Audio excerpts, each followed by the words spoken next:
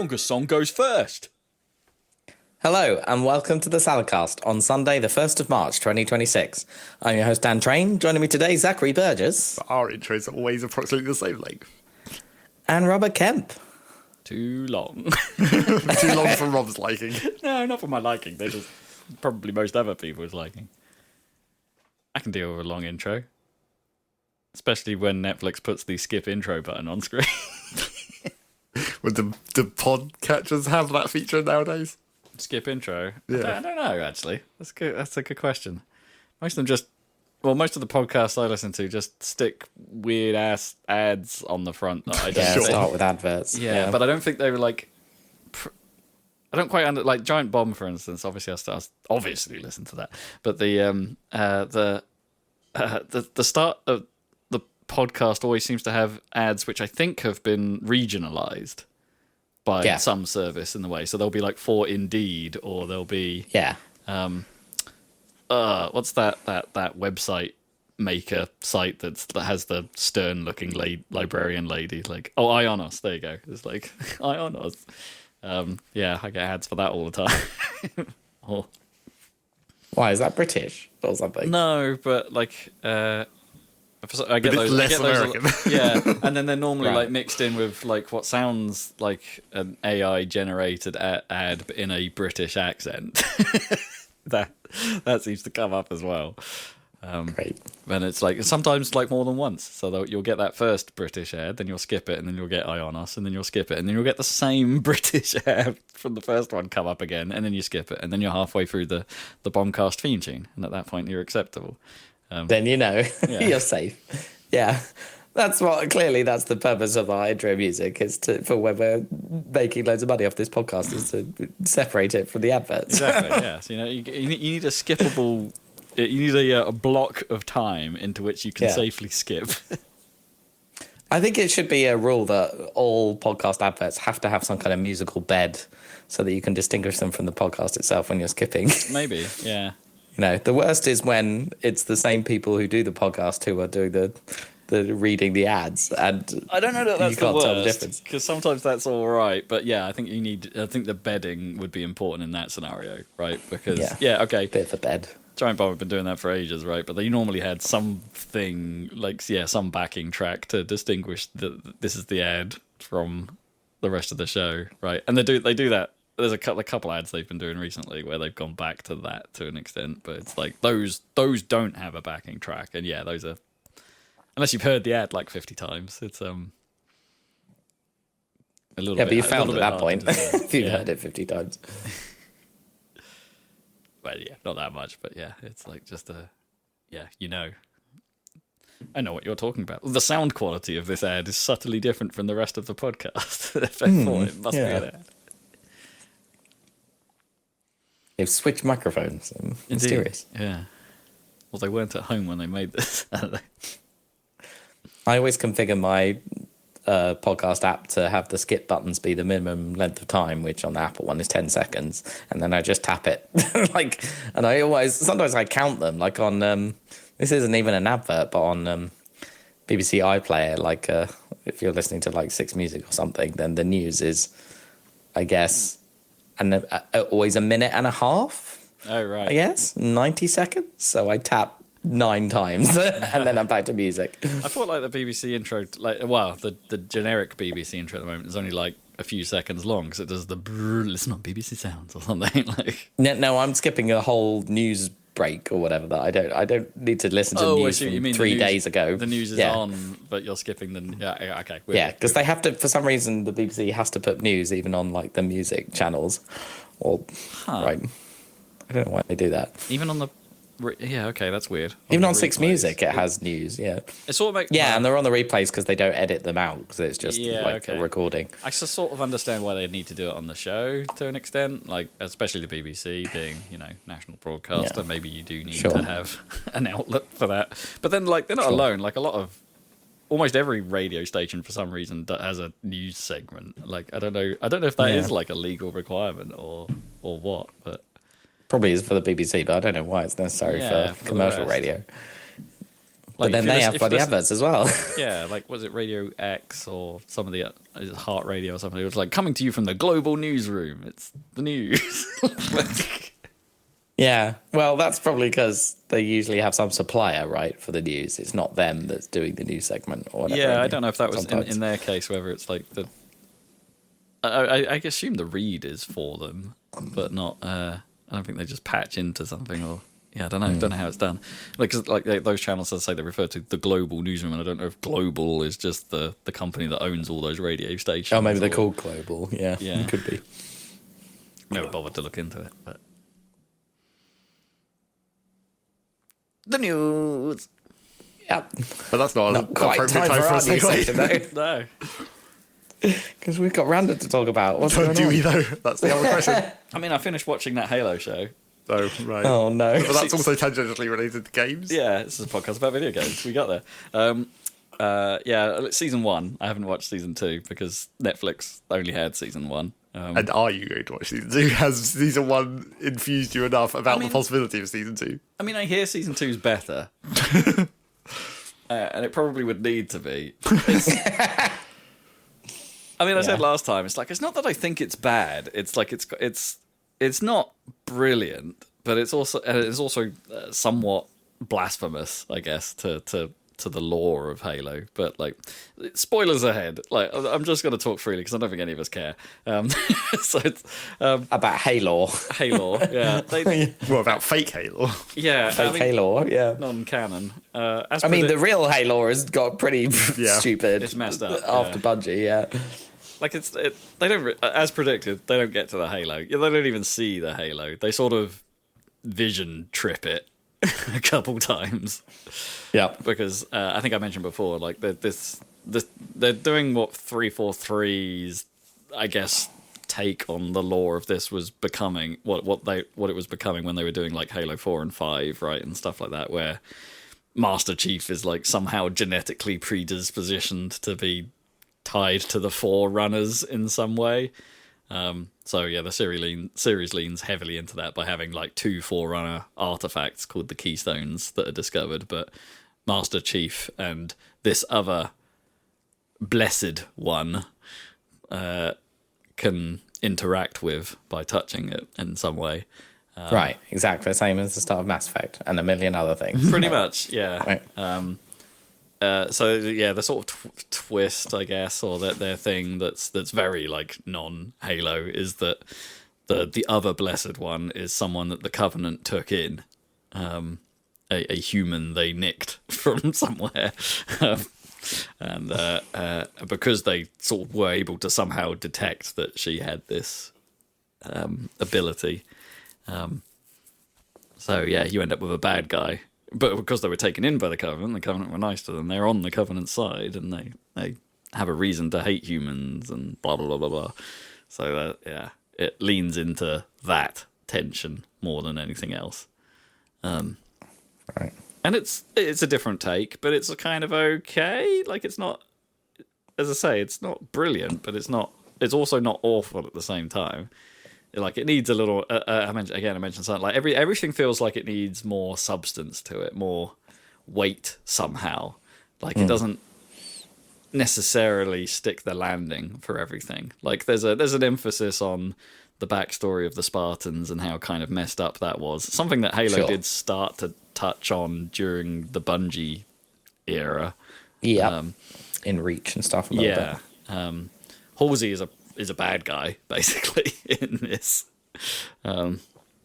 Where she was like a controversial sort of figure, I suppose, in Reach. You only really see her, and she's a indifferent technologist. But in the real Halo lore, doesn't Cortana end up being the worst villain in the history of the galaxy? Yep, that's kind of what happens at the end of Halo 5, and then we don't get to see that play out because they skipped it before we got to Halo Infinite,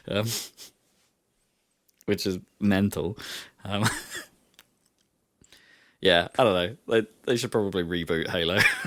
Well, they get that. I mean, they sort of are, they? Yeah, Campaign Evolved kind of isn't, right? It's not a true reboot. It's like it's not It's a remake, but it's not a reimagining. Yeah, it's not a Final Fantasy VII remake. But you don't know if that's what they're leading into. Because obviously you wouldn't change the ones that are good.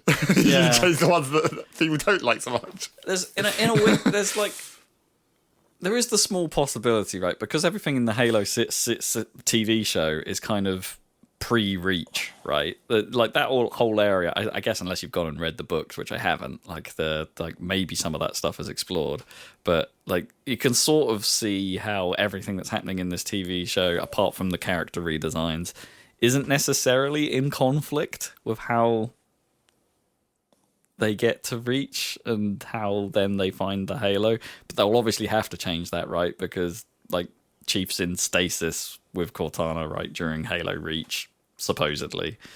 Well, I mean, and why is he in stasis? And it's like, and they wouldn't do that during the TV show, right? They wouldn't take that away. They could, because like how even from the lore we understand from the games, like he could have just been in there for like a day or two, considering the timeline of like how Reach goes down. I guess, yeah. He could have literally just got in the tank, and then the Pillar of Autumn takes off, and then he has to wake up again. I mean, yeah, maybe. It does seem kind of weird, but yeah. Have you ever seen that ridiculous Brian David Gilbert video where he read every single Halo novel? Oh, I think I have. YouTube video. Yeah. It's ridiculous. I think I have. I can't remember any of it, but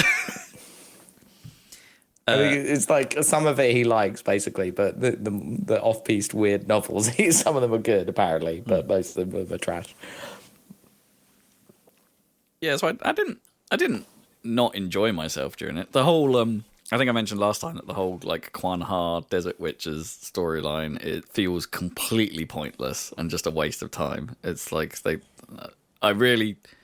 it will come back in season 2, because otherwise why would they have gone to the effort of talking about Desert Witches in the first place and kind of leaving that side of it somewhat unresolved? Desert Witches. I know. It's a bit Dune, isn't it? It is very Dune-y. But that is the shittest part of the show by quite a way. Like I really could have done without that whole side storyline. Just get me back to Chief. And it's not just Chief taking his helmet off, right? There's like that if you're worried about that being a thing, like his helmet's off most of the time. And he's in his armor very rarely actually. A lot of it is, trying to make a drama out of it, I suppose, so he can't really just be in his suit all the time, which doesn't feel quite right. It doesn't feel in character for John at all. Do you think they would have done it differently if they'd seen, if they'd seen The Mandalorian first? Maybe, yeah.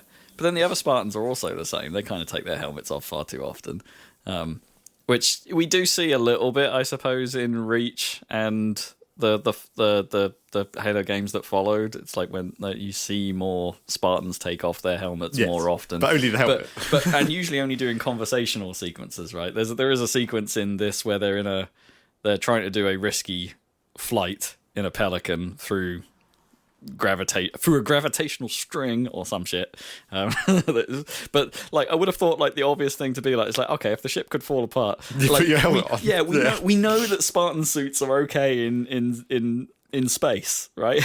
So just leave your helmet on, guys. Like if stuff goes wrong, then you're all right. You can live without an atmosphere in the Pelican. You'd be fine for a bit. For quite a while. Yeah, well, I mean, we don't really know how long long enough, I suppose, because Master Chief did manage to go through slip space riding a Covenant ship. Well, presumably there wasn't any atmosphere in there. Yeah, Covenant ship. He was riding the Ark. That weird triangle ship that goes to the Ark, I guess. Yes, yeah, sorry, that's right. Yeah. Whatever that thing actually was. Yeah. So yeah, you can be in space for quite some time. Anyway, it's little details like that don't necessarily impact the whole plot, but like you just sit there think like, come on, guys, these are easy things to just put a tiny bit of thought into to make it feel closer to Halo, like even just in a subtle way. Like it's. But they weren't thinking about making it close to Halo. They were thinking about seeing people's faces so you could act. Yeah, seeing faces, seeing that. But it just doesn't. You didn't even need to act during that sequence. Like you just said, because what was your face going to be? I guess, or I need to hold on to something and jiggle a bit. when they do get to an action sequence, the action is done pretty well. I will give them credit for that. Then the last fight scene does seem more. It's like the very start and the very end of the season feel a bit Halo-y, like, you know, because they're fighting Covenant. It's like you don't really see much of the Covenant at all for the rest of the season. Like, anyway, I might give season 2 a go. Will you though? Yeah, you probably will. I'd have to get hold of it somehow. Yeah, that's true. But because there's no other than Paramount Plus, which who wants that? So many subscriptions. Yeah. I need to, like, I cancelled all mine. But now I haven't got anything, so I need to. I kind of, for some reason, I want to watch the Scrubs reboot. Not reboot, sorry. What's it called? Revival. Apparently series. it's good. Yeah, I've heard that too. In fairness, it wasn't that long ago that I thought about, man, I used to love Scrubs. Like, maybe I should actually just go and watch that again from the start. Like, I did enjoy it. I'm sure it's dated now. Oh, but, yeah. Like, No, it was pretty good at the time. I flippin' loved original Scrubs. Like, yeah. Yeah, apparently it's good. And I saw an Architect Digest video where they showed how they literally recreated the entire set, because originally it was all filmed in a literal old hospital. right. Literally everything, including the scenes that were not in a hospital, like the bar and their apartment. It had to be built into the basement of the hospital of the old hospital, which is quite funny. Oh, that explains why it's always like night in their apartment. Yes, exactly. That's why. Yeah, but that building's been demolished, so they had to like recreate everything from scratch, which is quite fun. Oh, that's mental. Okay. Yeah. Sacred Heart. Yeah, I'd be up for watching some of that. But I kind of feel like I want to go back and watch the whole thing before I get to Revival again. But Sure, there's plenty of that to get through. Yeah. I still haven't finished Death Note. I haven't got around to doing that because I was watching Halo. Like, I've got 2 episodes left. I don't know how it's going to end. Probably not in a satisfying way. No, I bet not. Like I said, I think that show kind of jumped the shark when they're of at course. the halfway point. But still, it was pretty good. Yeah. Tense at times. It did start getting to the point that as wild as the story sort of is, it's like in that back half, I'm like, yeah, they're just going to do that, aren't they? And they sort of did. Like, and they at sort of times, did, yeah. it's like, Yeah. It started to get. I got on it. I think I got on its wavelength too much. Can be done. That's kind of what I've been watching. I feel a little bit lost since the Winter Olympics finished. Winter Olympics. Because that was just like on all the time, and then it finished, and it's like, oh, what do we do now? Well, F1 hasn't started yet. That's the trouble. Yet, yeah. And also we've been watching. We have started watching, like, getting around to watch the last season of Stranger Things.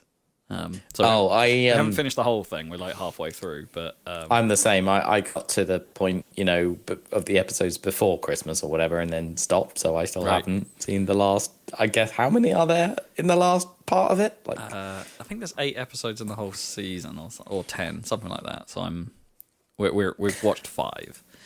I'm probably the same as you. Like, there's a cliffhanger or whatever, ending or whatever. But we're halfway through. Is it cliffhanger? Kinda, but sort not of really. big battle thing. There's an everything goes bad episode. That's what I mean. Right. Yeah, and it's like, I don't know if I. Which could was be rad. bothered. In fairness, Yeah, it was a pretty cool Sure. episode. Sure. Yeah, maybe I should watch that. Yeah, I'm kind of into it. Yeah, I mean, I've always liked Stranger Things. Season 4 wasn't so hot, but like, I'm pretty in. And also, it's like, I'm this far in, you got to finish it, right? You just got to. yeah, it's out of obligation. So never start watching Naruto again or anything, or you'll be boned. Yeah, like that one time like that one time I started watching Bleach again. Yeah. Yeah, It's not that good. yeah. Apart from that time when the guy that plays Kiryu was a giant fish. That's all you need. That's very important.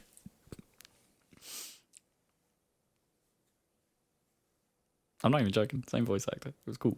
Did I tell you my I'm sure I must have told you my Peppa Pig fact. What? No. Did I not mention that on the podcast? So the guy that plays Daddy Pig in Peppa Pig is the same guy that is the Dungeon Keeper in Dungeon Keeper. In Dungeon Keeper, okay. The one that tells you your minions can't play marbles. And I think that's so funny because every now and then, like when Peppa Pig's on, it's like you can just about hear it. You can hear it. He's got quite a deep voice, Daddy Pig, and it's like as the Dungeon Keeper did. But but he's got more of a I don't know normal voice. Yeah, a less straight, dark voice, if you know what I mean. There's a sort of tone, isn't there, to like you're an evil voice. Yes, it's not really accented, but it's very well pronounced. But here, like Daddy Pig is a little bit more. I like jumping in muddy puddles, you know. He's got more of a standard intonation to him. Yeah, sure. But every now and then, there's just like, oh yeah, I can hear it. That guy's gonna murder everyone. Daddy Pig is going to utterly ruin this world. To be fair, that is a memorable performance in Dungeon Keeper, considering he doesn't have to do that much. Yeah, it's so good. I mean, we've remembered it. Yeah. For a very long time. But that's also because it's a classic extract the sound effects. You get those for yourself. Micro piglets. Or the whole weird set of voice lines from the secret level that's like a rally stage, so it's got like stage directions. Yeah. Caution, wizards.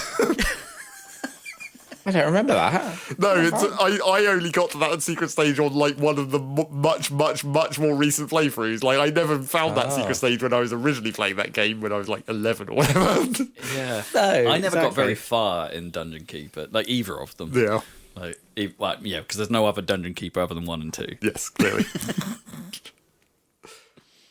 Why, is there some shitty mobile game? Yep.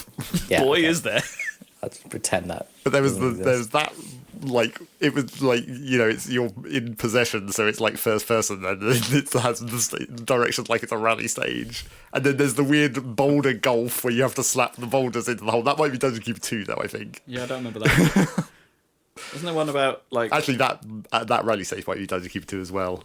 I think because I think the sound effects are easier to extract from Dungeon Keeper 2 format wise. Didn't the first one have a special mission where you had to possess an imp to do the job? Yeah. And keep the imp alive. And then obviously the secondary set of sound effects that you can also extract in a similar way is the Val from Startopia. Same concept. He is the dungeon keeper of Startopia. I don't.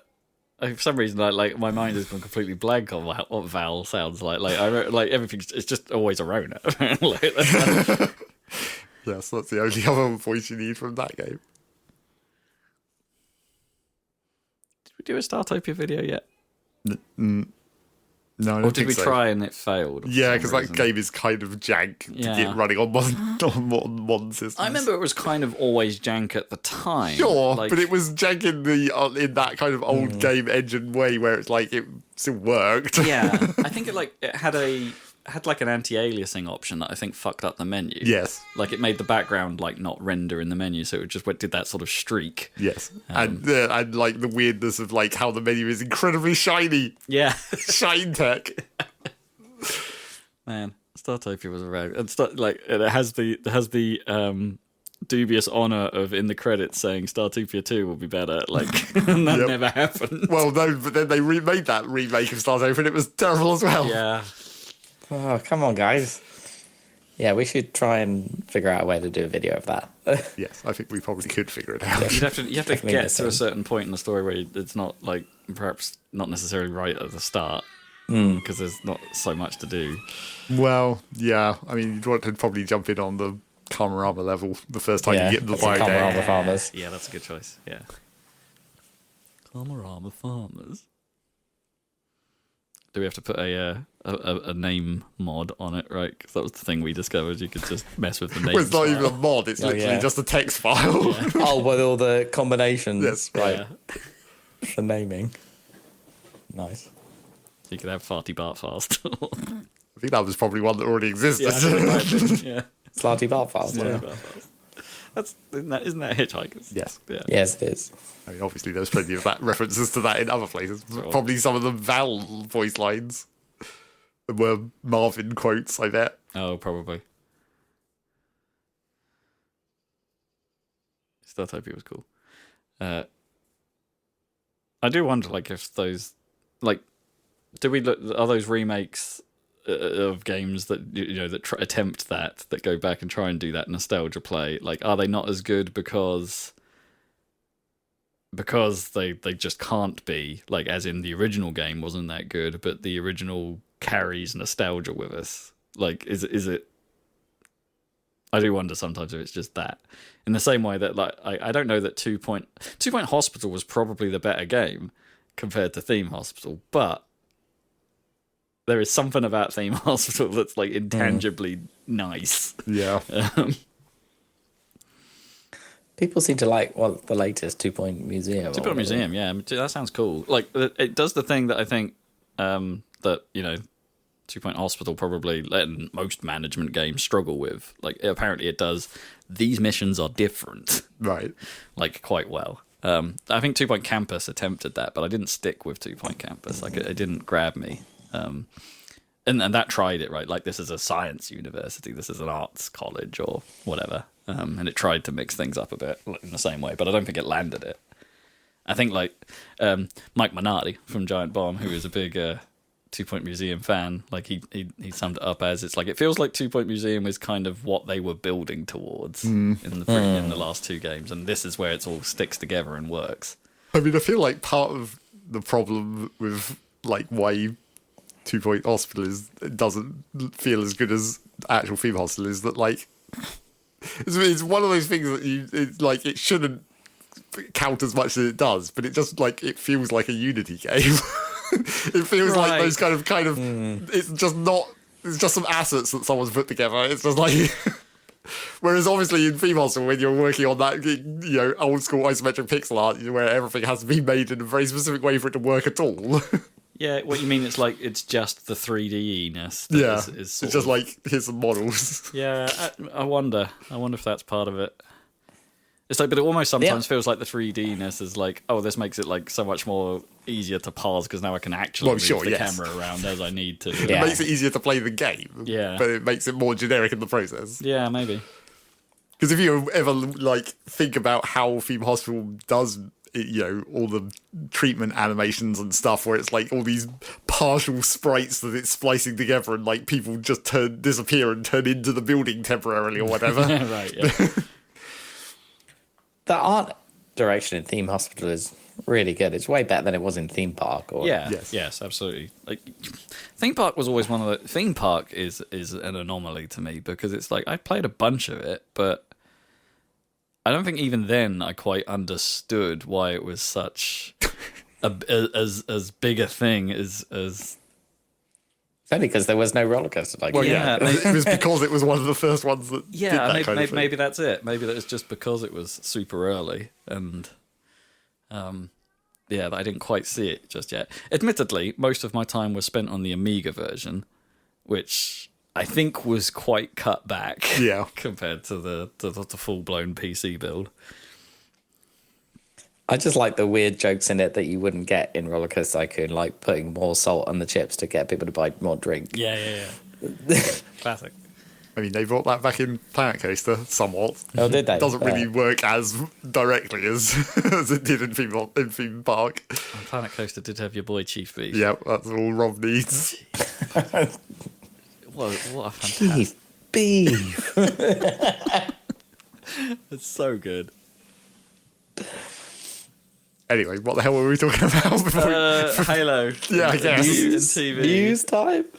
Maybe news time, yeah. I think it might be. What's going on? News.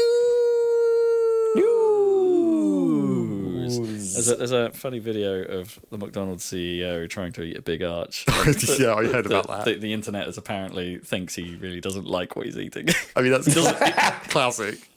I mean, I watched it and I didn't think it was that bad. It's like Krusty the Clown and trying to eat a Krusty burger. Yeah, kind of. Like, there's a bit of... I don't think it was quite that bad, but it's just like, I think people are leaning into more the wording of it than anything. Like, he opens the box up and he's like, holy crap, there's a lot going on here. Like, as if he'd never seen it before. Like, which is probably true. Yeah, quite possibly. Oh, man. I like the Big Arch. Big Arch is nice. It's big.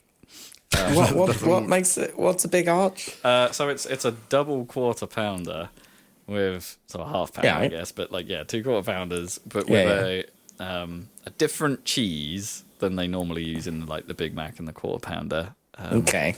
It's like a paler cheese. I don't know if that really helps. Like, who knows what this cheese actually is, but it's like a paler colour cheese and a different sauce. So, personally, I prefer the sauce they use in the Big Tasty over the one they use in the Big Arch, but I would have much rather the Big Tasty be the one they kept as a permanent menu item, because apparently the Big Arch is a permanent menu item now. Like, it's not a special anymore. It's here to stay. If they say so. If they say, yeah.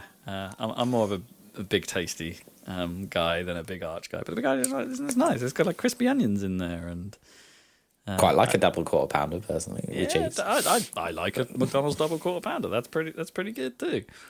It's probably my go-to, to be honest. I'm still a Big Mac. Over a Big Mac. guy. Yeah, no. I mean, I like a Big Mac. when the Grand Mac's about, I will lean towards a Grand Mac because it's just more satisfying. Because it's more. It's more. That's all you need. I mean, in fairness, these days, I'd probably be quite happy with a Big Mac with a chaser, like some other burger on the side. 2 Big Macs. Yeah, the classic. Yeah, when we would chain them with that like Big Mac weird and a free Big Mac. Monopoly. Oh no, it wasn't Monopoly. Like the one where we had the most like before, it was the year before they started doing the Monopoly promotion, right? They had something called the Big Mac giveaway. Yeah. It was ludicrous. We used to get so much. Yeah, and they would just let us go back to because we'd win one and then just go back to the counter and say, "Can I have a Big Mac?" Because it says I want a Big Mac. And of course, that Big Mac would come with a label with which you could win again, and we'd win another Big Mac. And I think that we got like 4 in a row or something, 3 or 4 in a row, and we ate them all. Because why wouldn't you? That was a good night. But now but then they caught on. Did they catch on? Well, I mean, that's why they don't. That's why Monopoly became much less profitable for everyone. The frequency of winning good stuff in Monopoly is well, even lower. Not good stuff, even just burgers or fries. Yeah, I mean, most of the time it's like you want a Coke anything now, or a McCafe. Why do you want that? No, McCafe is like the worst coffee. When it's not burning you to death. Yeah, famously, yeah. Anyway, that's what's happening in news. McDonald's news. Let's get the big one out of the way, shall we? Xbox's implosion continues with the departure of Phil Spencer and Sarah Bond from the top echelon of Xbox's management. It's been messaged by Microsoft as it was them leaving, but the fact that they are both leaving at the same time is, I don't know, it's a little sus. Maybe, given that you might argue that Sarah Bond would have been positioned after all this time to be Phil Spencer's. But maybe if she's his protege, then they wanted a complete change of direction. I mean, that's exactly, except not quite, because Matt Booty, who was effectively third in line, he was head of Xbox Studios, right? So running the development show, not necessarily of the games, not necessarily, which is clearly what they value the most. Well, yeah, these days. He's been moved up into Sarah Bond's role, so they haven't completely changed the guard. It's like they've kept him about.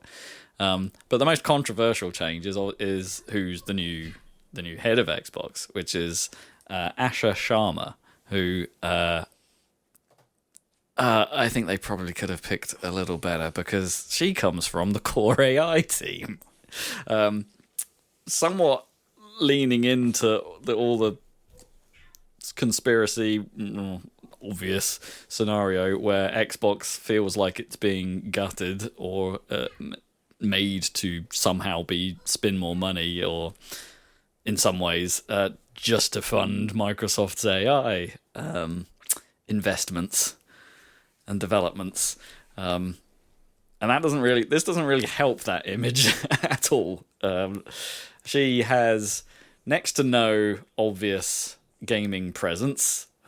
She has played games, but literally only within the last few months. Oh, well, I mean, the classic wind up to your job plan. Exactly. So she has some knowledge of what's going on, but it's not. It's more than clearly Don Matrick, or not. I think maybe more than Don Matrick. Yeah, Okay. I think she might have actually crossed that boundary. But Okay.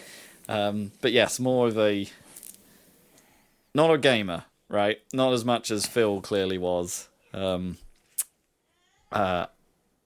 Personally, I mean, this to me feels like Phil was pushed, but you know, he's It's not like it was going well, to be fair. No, I feel bad for Phil because I've always been a defender of Phil Spencer. I think he had his heart in the right place, but I almost feel like the last maybe 5 years or so have been a little bit out of his control. Like almost since the advent of AI, it hasn't felt very Phil. Like obviously Game Pass was his baby, and I think that went particularly. That was going well, yeah. The best deal in gaming until it wasn't. Yeah. Yeah, but I don't and in fairness, he was around obviously when they started things like Xbox Cloud Gaming and stuff like that. So maybe this is an Xbox was kind of his thing as well. Maybe there's a bit of me that thinks that that's a little bit antithetical to how he worked, but that marketing campaign in particular feels somewhat antithetical to how he worked. But yeah, maybe he was losing it. Who knows? Either way, I think Phil did kind of understand it and was perhaps not allowed to drive things in the way he would have liked. Right. Especially with the studio closures, and the acquisitions followed by the closure phase. That doesn't feel like that was his choice. I think he did want teams on board because he realised that, and I think everybody else realised that Microsoft's internal game development just wasn't as strong as Sony's. So getting more studios in to do quality work that could be either Xbox exclusive or the current plan of Xbox timed releases and stuff like that makes a whole lot of sense. But it only makes sense if you keep those studios. Yeah, I don't know. Anyway, Greg Miller kind of also agreed with that. Greg Miller of Kind of Funny Games. He went out and said that, from his sources, that he has heard that Phil's departure, quote, wasn't planned at all. But isn't sharing more details on that. As in, wasn't planned at all by Phil, is the implication. So, yeah, there is some suggestion that these weren't necessarily their plan. Seamus Blackley, who is famously one of the founders of the Xbox division, it goes a bit further and says, his opinion is this is clearly his words, sunsetting of Xbox beginning. Yeah. He doesn't like where this. That she's been brought in to wrap it up. Yeah, that this is basically just kind of we need to nurse this in the smoothest way possible arrangement. I'm not sure. Presumably into biggest publisher in the world and not or whatever, rather than complete. Yeah, that would also make some sense, except that is contradictory to the statements that Sharma has been putting out since those. Stating yeah, because she's saying, don't worry, everything's going to be good. Yeah, she's saying we're committed to the console. So it's no secret that they are supposedly releasing something next year. I mean, component pricing scenario willing. I think there's every chance that doesn't happen next year, but... that would be what is the normal cycle now, right? 6 to 7 year cycle between consoles. I mean, it looks like she asked ChatGPT to write me a statement that will not annoy core gamers. I mean, probably. Yeah, it's saying they're committed to the console, blah blah blah blah. Saying that the plan is still the plan in the in the vaguest terms possible. What the frig is the plan? Yeah, exactly. What is the plan?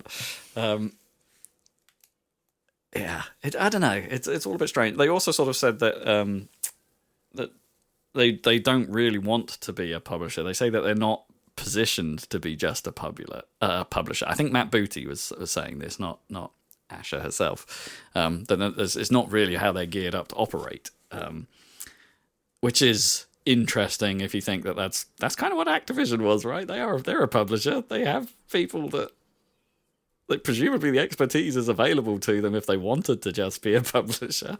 It's not like they don't just publish games. Isn't that really what they do on PC these days? It's like you can't really. Like the PC side of the business isn't really anything else but publishing, I guess, unless you really want to consider the Xbox app to be important. I suppose maybe that's unfair because they are trying that. What do they call it? The full screen experience in Windows that they're trying to. Don't ask me. The layer that they tried to build for the ROG Xbox. Right. Where they can somehow cut out a lot of Windows and just have an Xbox layer that isn't anywhere near finished, shall we say? Yeah, but is a valiant attempt. Return of Windows 8. Yeah. I mean, yeah, actually. I don't know. It's a pretty messy situation that no one really seems all that confident about. I say no one. Maybe some business people feel confident about it.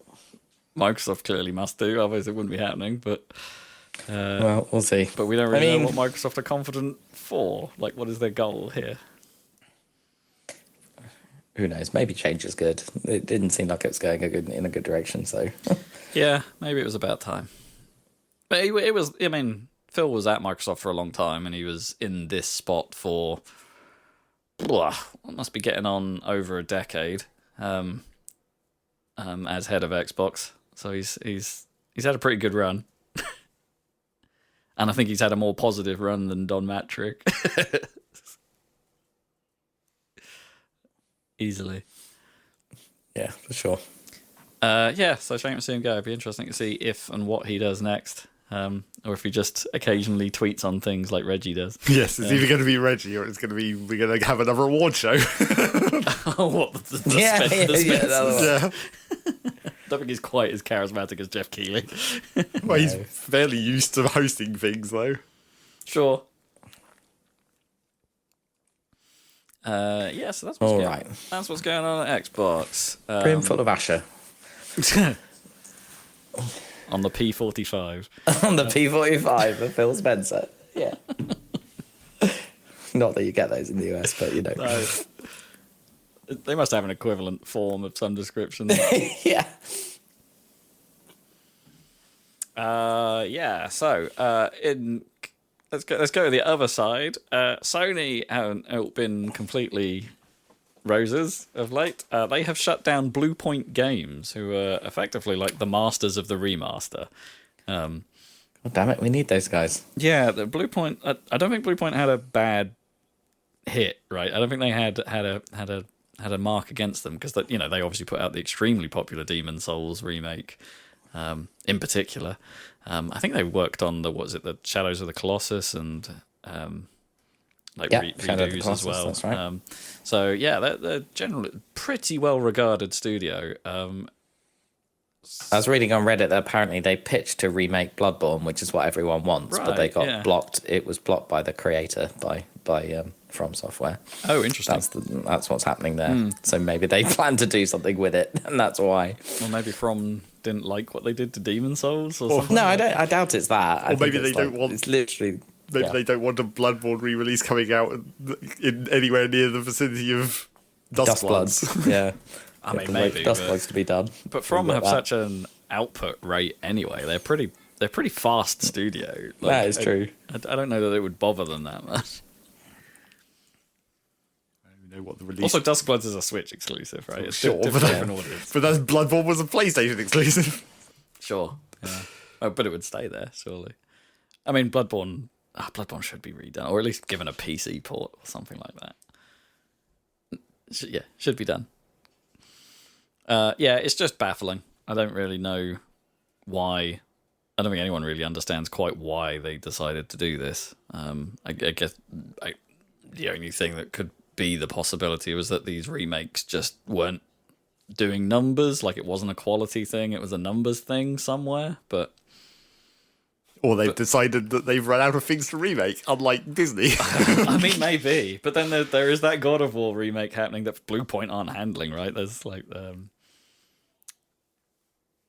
forget who is doing that. I don't think it's Santa Monica themselves. But yeah, But that is a full-on reimagining. That's a full reboot, I think, the new God of War stuff.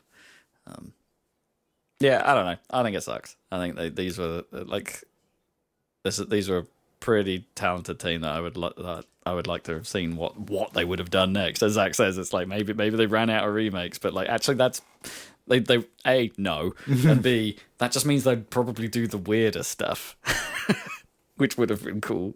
Jumping Flash remake, come on, let's go. Yeah. So those definitely wouldn't sell. It's a gas. Parappa they did that, didn't they? They did a Parappa remaster. I don't think it was Bluepoint, but like they did re-release it. Gas break honk. So that sucks. Slightly less of a big deal, I suppose, but Nacon have filed for insolvency. I only bring this one up not because I'm a fan of Nacon, but because I find it mildly weird that they were the ones that were the custodians of the WRC license for a really long time. EA come along and go, no, we're outbidding you for it.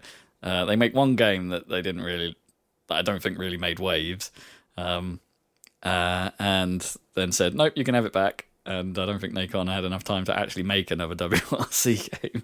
Maybe they did. I'm losing track. But hey, they made a lot of these like rally games and other sim racers. I think they were in the. I think they did some like fairly recent Manx TT like bike racing games that actually look pretty cool. So I don't know. It's always. I think they had a place. They definitely had an audience, and it's a little bit of a shame to see them. I don't actually know what the word insolvency means. I guess they haven't necessarily folded yet, but they're on the way out, right? Yeah. I don't know what the difference is between bankrupt and insolvent. Yeah, exactly. It's not good, that's for sure. No, not great. Valve have admitted, finally, that the Steam Deck is out of stock. Because they're not making them because of the component price rising problem. So it's very difficult to get hold of a Steam Deck now globally. This was, I think, seen in the US first, and then it's sort of spread around eventually. But yeah, they're just not making them right now because the RAM prices are too high and storage prices are too high. Thanks, AI. This, of course, leads into the Steam Machine delay, which I think we touched on last podcast, which I don't think we've heard a huge amount more about since. But it's just putting a blocker on it. We probably won't see that thing quite as early as everyone would like. But that's not all that's happening at Valve. Valve are being sued by the New York State, by the New York State attorney, for, remember this, loot boxes. Are they gambling? Yeah, are they gambling? Well, this guy from the New York State Attorney, he seems to really think so. So, that it's an illegal form of gambling. To which, like, the usual debate has sparked up of people saying, "What? Why now? This has been around for ages." Blah blah blah, and then a bunch of other people going, "Like, yeah, of course it's gambling." Yeah. But also, you have the other classic problem of this kind of lawsuit where it's like, are they going to try and drag in all the parts of the Counter-Strike, specifically, all the parts of the Counter-Strike case economy that has nothing to do with Valve, that explicitly is gambling? Yes, there is a... so the attorney apparently made a little throwaway remark that made it sound like he had the somewhat old school and nostalgic opinion that, like, video game violence leads to more gun crime good. and stuff like that. So it was a very small maybe a paragraph, a sentence or two in his posting. But hey, it's there. So perhaps there is ulterior motives to getting this ball rolling again. I mean, I think it's hard to argue in some ways that, like, especially in Counter-Strike and stuff like that, and the skin economy that surrounds that there isn't an element of gambling to it. But the counter argument is, it's like, hey, those games are supposedly like for whatever value you give to age verification on Steam and stuff, they are supposedly behind. Counter-Strike is behind that age boundary. Shouldn't that solve the problem? It's like, maybe, but I guess it depends what that boundary is and how it's enforced.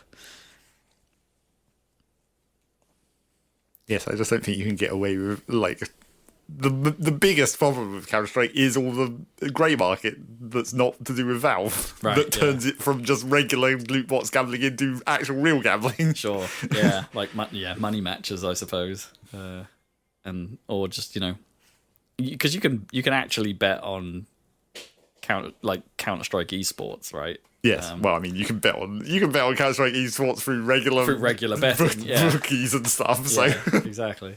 That's not really that doesn't count. I mean, you can bet on fucking everything now in apps. So it's just like don't even need to worry about that part of the equation any longer. Yeah, unless that stuff is somewhat like, maybe it is against New York State rules, like in the same way that maybe some states have some rules, like certain things can't be betted on, like Japan has. Like gambling is almost entirely outlawed, right, in Japan, technically, apart from pachinko and horse racing. But then obviously the other problem is just like, you're going to pick on just Valve when you can pick on any of the other big companies and get like 3 or 4 games that also do it. Right, yeah. I mean, but who else is actually really leaning into loot boxes still? I don't know what Overwatch does these days. I mean, they're probably as bad as they've always been. Yeah, potentially. Hi, Marzi. Marzi wants to be part of the podcast. When he can't, because I'm sitting in front of the door. Yeah, so that's an interesting one. We'll see how that shakes out. We need Zach's legal corner to well, I mean, if my YouTube serves me the videos that tell me about it, then I'll have more to say about it, I guess. I mean, I think there's too much going on in world politics for channels like League Illegal to take it on, unfortunately. Yes. Yeah, that's a shame. Kind of swapped another thing ruined by the powers that be. Yep. With a T. Yep. The powers that bet. The powers that bet. Marathon is according to Metro.co.uk, that well-regarded gaming outlet, is not a flop, and reports that its pre-orders are outpacing that of Arc Raiders. But there you go. Marathon is probably going to do all right. I've seen a lot of people playing the server stress test on my Steam. And considering my Steam consists of like 12 people, the fact that at least 3 of them have been playing it is, that's quite a proportion. I guess it was opened up for free, Well, sure. Like, it's not like you had to be a pre-order customer in order to play this. Are you going to try, Zach? Why wouldn't you try it? Because it's an extraction shooter. Because I can't be bothered. Because you can't be bothered. Because I've got other things I'm doing at the moment. And also because it's an extraction shooter, I've never liked the idea of any of those games. I should probably have asked. I should probably get Kippers on the show. He's probably tried it. Yeah, probably. In fact, he might have been one of the people I saw on Steam doing it. I just wasn't paying attention to the names. Yeah. I don't know. I think that game has a wicked aesthetic, but it's like I'm not. I don't know. Just the idea of an extraction shooter just doesn't feel right to me. It's like if I want to go and play The Division, I'd do everything but the Dark Zone stuff. Yeah.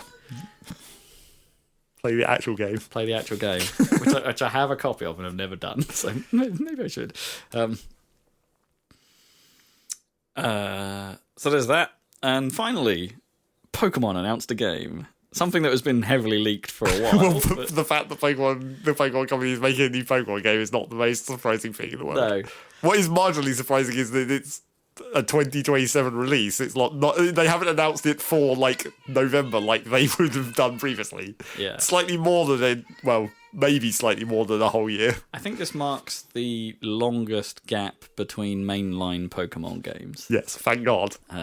Which maybe And it's also good because this is an anniversary, right? So it would have Yes, been tempting to try and line it up, but they're like, Sure. no, we need to actually make the game yeah, first. we're going to make it ready for once. Maybe. Maybe, yeah. We'll jury's see. still out. The trailer, like Kotaku, perhaps went a little far in saying that they've solved the graphics problem. I mean, it looks. It doesn't. The trailer isn't mind blowing or anything like that. It looks competently made, is what I would say. Like, which is more than you could be said for Scarlet and Violet, Yes. right? Like, There wasn't any noticeably shit trees or anything. right. It looked reasonably close to a kind of approaching a Breath of the Wild, which is a 2017 game. Is that right? Yeah. Yeah. I mean, the trailer wasn't even like a 60 FPS trailer or anything they gave us. So I thought it's No. like it did. The trailer did give me like I think you could have achieved at least something close to this on Switch One. Yeah. like, Oh yeah. like not. It does look better than what Switch One could do, but like, Well, not by a maybe. lot. Yeah. But still, that's still good for Pokemon. I mean, we're not talking, a high bar here. It'll probably do. And will it get me again? That's the question. Well, That's yeah, always the when- question with Pokemon. When was the last one you actually did you play Scarlet and Violet? No. Like, Oh, no. yeah. Well, that's the trick though with this. Is like this one has a higher likelihood of getting me because I haven't played any of the Switch grade open world ones. Right. So you've missed two. Yeah, so I've missed Right. both of the most recent ones. So it's like now they've maybe finally got their shit together for this one. It will be time for me to go back in. I think Maybe. it looks good from what I've seen. What is it? Wind and Waves? Winds and Waves. Yeah, we didn't actually Right, say so that. going for an island theme. Yeah. Jungle. I wonder if there'll be like a Pokemon concierge crossover. Oh yeah, that'd be kind of cool. You actually go to the hotel for a bit. Yeah, man. Or maybe like concierge will do like some promo in the show. Well, are you like- sure? But then whenever I think about, will this be the one to get me? It's like, it's still just fucking Pokemon though. Yeah. They're never going to innovate the actual gameplay. No, That's the actual problem. Not as much as they are at least touching on in the Legends series. At Yeah. least, which does feel like the real. Even though it's not like a huge amount of experimentation, it does at least feel like it's different enough. Yeah. Yeah. So what are the new starters? Like the grass Grout. is like a grout. It's like an angry bird, Yeah. I guess, but not from Angry Birds. I didn't catch the names of the other two. There's like Pompono or something. Which is like, Yeah, Pompon or something. yeah, a Pomeranian. I mean, a fire Pomeranian. Fire They Pomeranian. do kind of look exactly like every other starter. That's kind of the problem. Yeah. yeah. Well, they always do, yeah. And we've already had, like, it's a circular grass bird, and we already had that with the circular grass owl. That was Yeah, the owl, that was yeah. like 4 generations ago. And that was just Yeah. Owlet, right? Yeah, Rowlet. Owlet, Rowlet. Yeah, okay, yeah. But Brout. yeah. That's a funny name. And obviously, the first evolution of starters isn't the one that matters, it's the last evolution. That's the one that everyone actually cares about. And Who's the new Charizard? and then obviously at this point it's the everyone's trying to predict what the final evolutions are going to look like. It's time for the random fan artists to come out and be like, here's what I think. And then whatever they'll draw will be way cooler than what it'll actually be. Now we're asking Grok. I mean, that might actually give you a closer to the right answer at this point. Maybe, yeah. It is funny how I suppose it's not it's diminishing probability of it happening, right? But like they're just the first 3 are still like the most iconic, right? To me, like if you want the First three. the first Oh, 3 yeah, yeah. starters, and where they evolve to, are like the most iconic, Of course. other than Pikachu, right?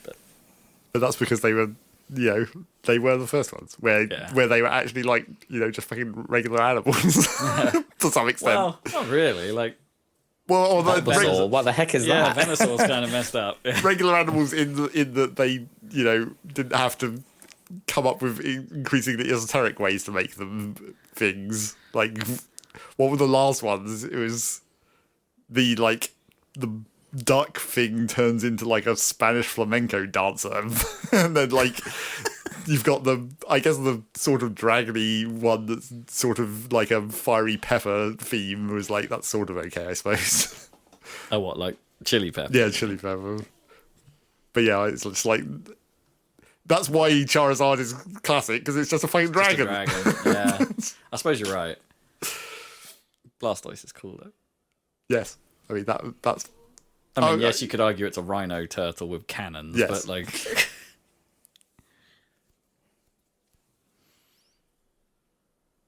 which might be a bit Mario coded actually to some degree. Well, yeah, obviously. But yeah, I don't know. The real question will be the one thing that makes it look better is the water, where it's like, oh look, they've got this fancy water simulation going on. It's like, is that going to matter in any way? Probably not. No, probably not. Almost certainly not. Even though it's called waves. Yeah. Well, yeah, I feel like they showed more of the waves Than the wind, yeah. The wind, yeah. There's going to be like floating sky islands, yeah. Tears of the Pokemon. Yeah. Or they'll put a Panzer Dragoon riff-off in there when you're flying the Pokemon. I mean, hell yeah. Yeah, exactly. That's all Rob wants. As we said last time, put the Panzer Dragoon in the game. Yeah, just stick that in the game. Stick that in your slashing game. And I mean, if that was just like a spin-off, like a Pokemon Panzer Dragoon... Well, like, Pokemon Snap, but more vigorous. Yeah. I mean, that vigorous Snap, yeah. I mean, that would be pretty cool. I got plenty of flying Pokemon now. It would only be cool if they actually. I mean, they could just do like a ground rail, like with someone like the running sections from Panzer Dragoon, yes. Right? Let's just you're like Blastoise on top of a running thing. Obviously, it would only be cool if the flight sequence was modified by what type of Pokemon was flying, because obviously it's always been dumb. Yeah. It's always been pretty dumb how all the different Pokemon that you can fly. Where it's like, I mean, obviously it never made sense since the first game, where it's like, how the fuck does a Pidgey transport you, a human person? Ride it like a little unicycle, like with wings.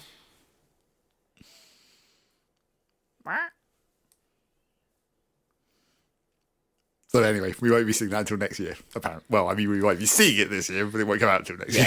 Yeah. I mean, that's quite a distant announcement as far as like Pokemon games are concerned. I mean, unless it comes out in like January. Well, yeah, maybe, but that's still a fair old way. I feel like maybe Pokemon we tend to get the slightly longer lead or knowledgeable lead than we do for like most Nintendo games, right? Sure, yeah, but usually still within the same year, or at least the last couple have been.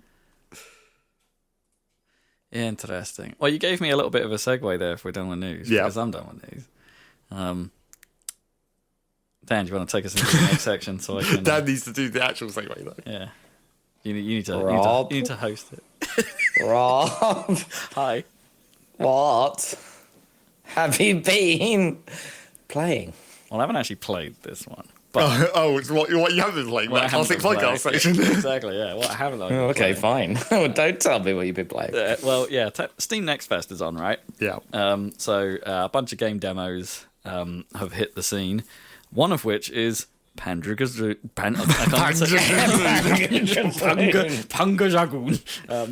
Dragoon Zwei remake. So we did Panzer Dragoon remake on the channel, which I didn't mind. I think it was fine, but fine in general. Like Panzer Dragoon Zwei, this remake is not going down well with anyone. Like it seems really bad, like really bad. Especially when you like, it's somewhat embarrassing. Like when you put it next, as GVG did, they did a side by side of like, here's the original level from the demo in Panzer Dragoon Zwei running on the Saturn, and here's what the new one looks like, and it looks like garbage. Like, okay, yes, it's using like modern rendering, blah blah blah, but like not brilliant modern rendering. It's not like a UE5 game or anything like that. But it's that's not even the main problem. It's like, okay, the colors have all dialed back. It looks pretty drab. Like the gameplay is different. Like, so in the sense that they're just, there's not as much stuff on screen at time. The battle doesn't feel as dynamic and as frantic, and but they've scaled up the world so at the same time, so the dragon's actually running through the level faster than you were on the Saturn version. It's weird. It's like, okay, yes, it kind of proves that it is a ground up remake. They have tried to rebuild this thing from scratch, but yeah, it looks like they don't get it. And this is the same studio that that keeps getting hired by people to do remakes. That just don't. I forget what the studio is. It might be Virtuous, which would be bad because I think Virtuous are making Campaign Evolved as well.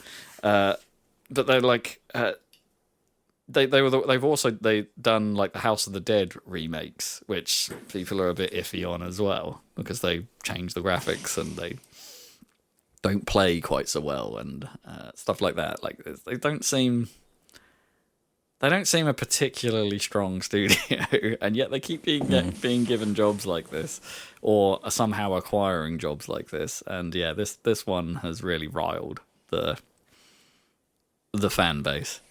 So yeah, maybe keep an eye out on that one for the lols. We need to do a video of Panzer Dragoon Auto, I guess. Like, we've never done that. Yeah, I get that emulated. I haven't tried emulating that. I think Auto isn't. Last time I looked, I don't think Auto was there yet. Because Xbox emulation has historically been hard. I'll check in again with it and see. But yeah, like Auto is on my top games list of all time. Like I freaking love Auto. And I should probably at some point go and play Zwei. I've never played Zwei, so I and apparently Saturn is like pretty well emulated now. So perhaps I should go and try that because you know I think the Panzer Dragoon games on Saturn are actually quite hard to get hold of legitimately. As most things on Saturn are, really. Yeah, especially Panzer Dragoon Saga, right? That is a high ticket game. That is super rare. I would like to give Saga a go. I think we might enjoy playing Saga on the site at some point because that's the Panzer Dragoon RPG that's supposed to be excellent and never revisited and never re-released and all that kind of jazz. So it has like a pretty VIP status, let's put it that way. But yeah, I did play a bunch of a few other demos from Next Fest. Going back to our on a very similar note, I suppose. I played Wild Blue Skies, which is also a rail shooter, but it is going for that Star Fox vibe and going for it hard. Yes, as I said when we first talked about it. Full rip-off mode. Right? Pretty much, yeah. Like it's not even subtle. Like I think the demo has some problems for sure. Like not stuff that they could. Not insurmountable stuff, but I think there's some concerns here. But it is, out of all the things I've seen that have been trying to be like, hey, we brought back rail shooters, this feels the most successful so far. So like, which is really good news, right? Like they're getting so close to that Star Fox thing, that intangible thing that makes like Star Fox 64 such a legendary masterpiece. Like it's. Like it's even little things like when you start a mission, like it goes to like the general character on one side of the screen and the not Fox who's I think a wolf called Bowie or some sort of dog called Bowie. Bowie's in space. Well, he is in space. Come in, Major Tom. General Tom. I don't know. Maybe that's the general's name. That would be quite funny if that was. What's Tom? Yeah. Yeah, so it does the sort of like they talk to each other like, you can't go there, Fox, it's too dangerous. sort of thing. It's like, don't worry, we'll be fine. And then the chat ends, and then you get a doosh, and the mission begins. But like in Star Fox, it had that really cool like good luck sound, but here it just goes in some way like that. And even the way it sets up the start of the mission, and as you're flying around, and even the end of the mission when you do it in the demo, you get the sort of like big text on screen that says like mission complete. I don't think it does the like mission accomplished thing that Star Fox does, which is great. But then it does the check-in, right? It does that same Star Fox like how is the team doing? Yeah. Thing, and the heads inside the cockpits even bob up and down in the same way as they do in Star Fox 64.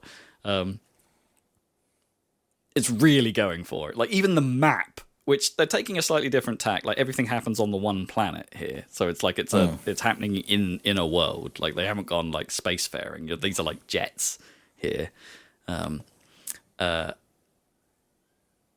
But even the map is like laid out like the Star Fox 64 Diamond, like start in one place, get some branching paths, and it looks like there's the same number of stages and almost the same layout style of the stages. It's it's so on the nose, it's almost litigious, like. But on the plus side, it does play pretty good as well. Like it does, it's good. It's That's the main thing. Yeah, it's definitely faster than Star Fox, which I think is actually perhaps one of its problems. Like it doesn't you still have your lock-on shot and you still have your rapid shot. Controversially, on two different buttons now, which some of the feedback in the discussions thread, most people don't like that, and I kind of agree with them. Like the game doesn't, this demo doesn't really have any like tutorials or anything, or tells you what the controls are, so you kind of do have to figure them out, which is a bit of a shame. But yeah, that threw me for a while. Like the lock-on shot is there, but it's on a different button to the rapid shot, which I'm undecided as to where you get used to it, but I'm undecided as to whether that's a problem or not. But presumably you still can't do both at the same time.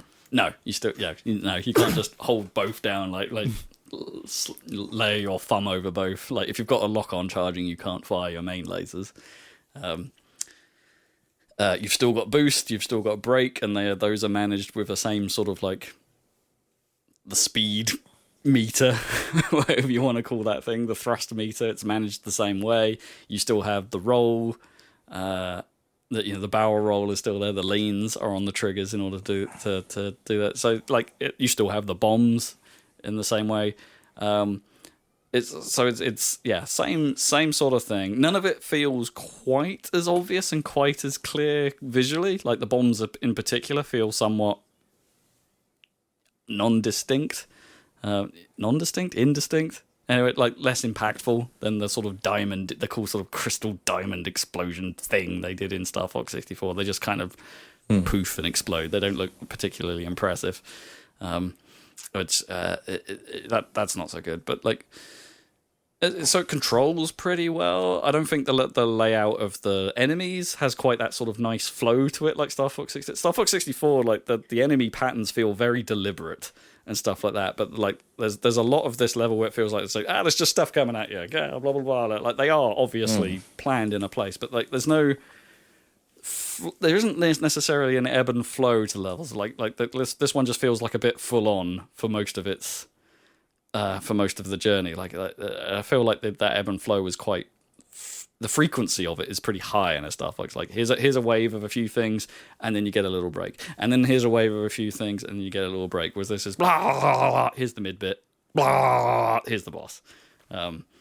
It's Astro Dogs also kind of has this problem to an extent as well, and it's it feels like it's maybe it's a level design thing that's hard to grasp, or a level design thing that when you're building these games and you're used to them, you just don't really realize that's what you've done. You're too close to it, kind of thing. So you just want it to be all happening, blah, because you're too good at it because you made it. I don't know. There's a little bit of that going on, but I think the voice acting is fine. The voice acting seems to almost like captures that Star Fox feel as well. I'm not convinced the replacement team is quite as distinct as the Star Fox team. Like I'm not sure I'm really, other than the fact that I'm not sure I'm telling them apart as cleanly. Okay, between each other, let alone Okay. as cleanly as you do in the Star Fox lineup. The boss fight is perfectly fine. Like, I've got no problem with that. It has a slightly more in-depth ranking system at the end where you can, there are targets to hit. Like, did you go through the level without getting hit at all? Did you manage to do fast boss? Like, so there must be like quicker ways of taking them down. Yeah, there's collectibles to find and pick up on the route as well. So there's reasons to replay levels, which is good. It's a pretty good time. It's well presented, I should say, as well. Like, it looks nice. Like, it's not the same art style. They're going for a more cel-shaded look, a more sort of comic-styled look. I think that looks fine, apart from the sort of UI elements and the general, like, out-of-game stuff. Has that kind of, like, modern... I wouldn't say cheap. That's not the right word, but, like, there's something about, like, when you see a game that's, like, not necessarily... got the budget, say, that's like the style doesn't necessarily congeal perfectly well. It hasn't quite congealed, yeah. Coalesce. Yeah, okay. Yeah, coalesce, yeah. But I'm pretty happy, like coming off the back really? of it. Like, yeah, it's but as I said before, like, it's Nintendo aren't gonna bloody make a Star Fox, or like they seem incapable of making a good Star Fox since Star Fox 64, and this is very much the closest thing I've come across to it. So yeah, a little bit of hype there, a little bit of hype. Oh, and another common complaint I noticed is that the music, at least in this demo, not particularly memorable, and the stage that you get in the demo seems a bit on the short side. So if that's the, it's hard to know if that stage has been cut down for the demo in some way, or if that is the stage. If that is the stage, then that's maybe a concern, because you do want them to be a little bit longer than that. I think I would want them to be a bit longer than that. You either make them short and have lots of them, or more of them, or you at least match Star Fox.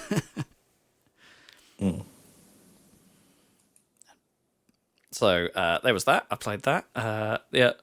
Meshanttack had a demo as well. Another one on my hype list. Oh yeah, that's the Tony Hawk's in a train. With Jet Set Radio stylings. For those that haven't been following, this game seems cool. I really enjoyed my time with this demo. Like, it didn't run particularly brilliantly on the Steam Deck. Like, I'll point that out. Like, it could do with some performance work, but it's it's a little bit early.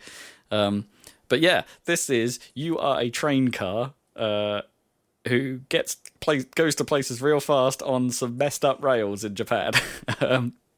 The rail network has apparently gone to hell, and so trains need to be able to jump and barrel roll to other tracks and do tricks and shit and brake to avoid rock slides and stuff. And so it's sort of a runner, but with a trick system on top of it as well for high scores and stuff like that. Presented with a very vibrant, almost Jet Set Radio-y style. Like, the menus are like stark yellow and black.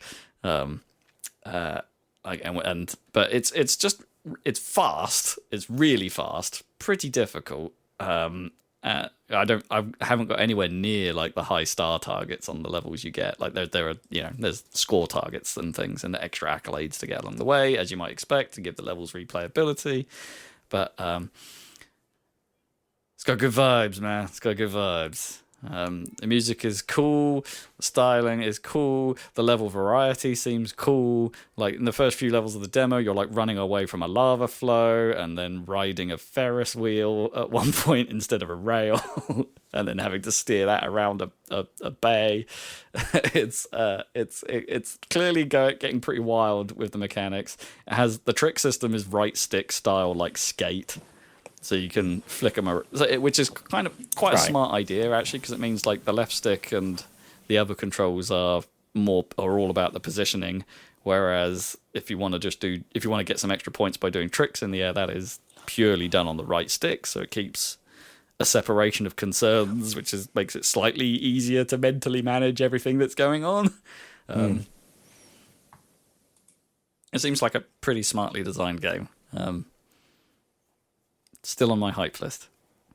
There are levels that are like trick focused and not about doing the run, like just perfecting the run. So there's like here's a track that's just got a bunch of jumps and a bunch of areas to do tricks on and stuff like that. So how much can you score in 2 minutes? Go. So there is a sort of leaning into the Tony Hawksiness there as well.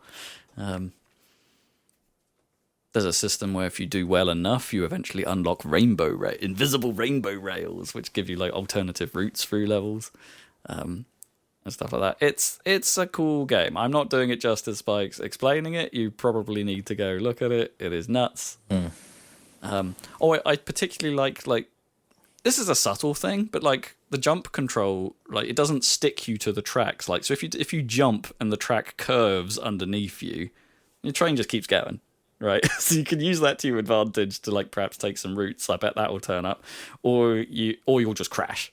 You'll just fall off the track and crash. And when you crash, it presents it in a way that I think is I wouldn't say it's totally reminiscent, but like it reminded me a little bit of Lethal League, where like the train, like the world just becomes pure black. The train becomes silhouetted in white, and there's like this yellow comic book like crash.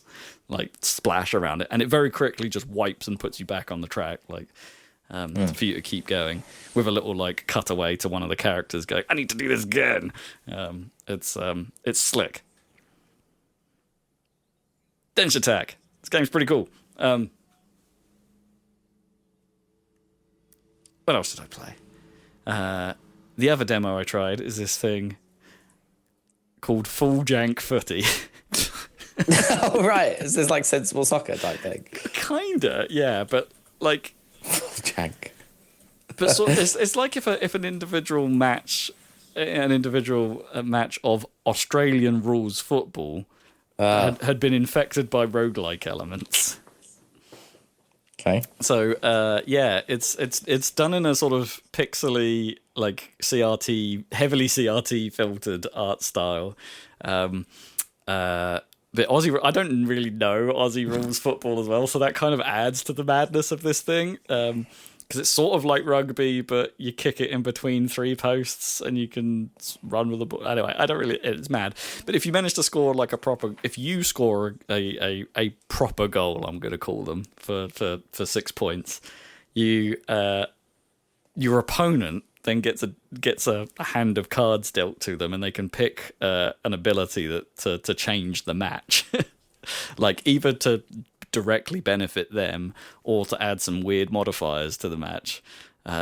This is finally for real going to be the game with the dung beetle card that we've always said. It could very well have a dung beetle card. I mean, it has one of the cards you get in the demo is just like your dad's car, and it just sort of turns up as one of the players, just this car driving around on the pitch.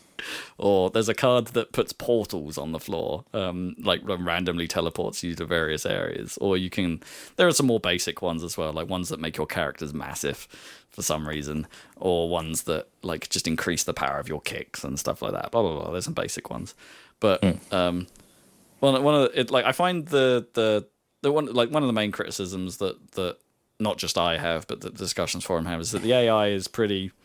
Like, it needs some refinement in a lot of areas. Like, the AI is kind of tough in some ways to win against. And like the kickoffs seem impossible to win because they're like a button mashing mechanic. But like the AI seems to always win those. I can't beat it. And there's some problems with like when you're on defense, like the classic like switching character, like which made me think, it's like, how do games like when you're on defense like manage how do you pick which character you want to control system? That's actually quite a problem, and they seem to be struggling with it a little bit here. The core football needs a bit of it, in a weird way, needs a little bit of improvement to make this functional, even though the whole game is called Pro Jank. Right, yeah.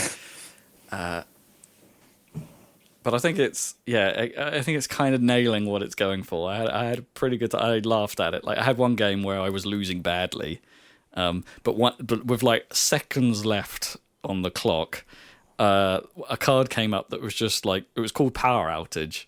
And what it does is it resets the scores to 0-0. So I was losing terribly. Oh, great. Reset the scores to 0-0. Clock runs out and the game ends in a draw. And then I'm presented with a song that's like, that is just going, it's a draw, nobody wins. It's a draw, no celebrations. It's like, sweet. And the commentary is pretty funny. Like, it's done in that sort of old school, like, clipped up, like, not quite accurate sound bites. Grinsman. The teams are all made up. So one of the teams you can be is called Chips, and there's a player on the team called Burger. So every now and then the announcer is just going Burger, which I found funny. I don't know. I had a pretty good time playing this thing. There is like the full game is planned to have like a proper sort of not campaign, but sort of a progression structure through it, and things like that. So it's not just going to be like a one-on-one comedy game. There is a little bit of single player to it as well. But yeah, definitely worth checking out. I think I had a pretty good time with it. Just dicking around. Pro Jank Footy. So jank. Zach, you been doing anything in Next Fest? No, I haven't been paying attention. Apart from, I mean, at least one game on my list, a game demo that I'd played in like a previous Next Fest got updated, and I was like, okay. Maybe I should check in and see how that's changed, because I didn't think of it much the first time. In fact, so much so I'm not sure I even talked about it on the podcast the first time. Oh, okay. Didn't even make the cut. Yeah. But we'll see if I get round to that. I don't know, you even played that fucking Cairn demo. And everyone seems to like that game from what I've been seeing.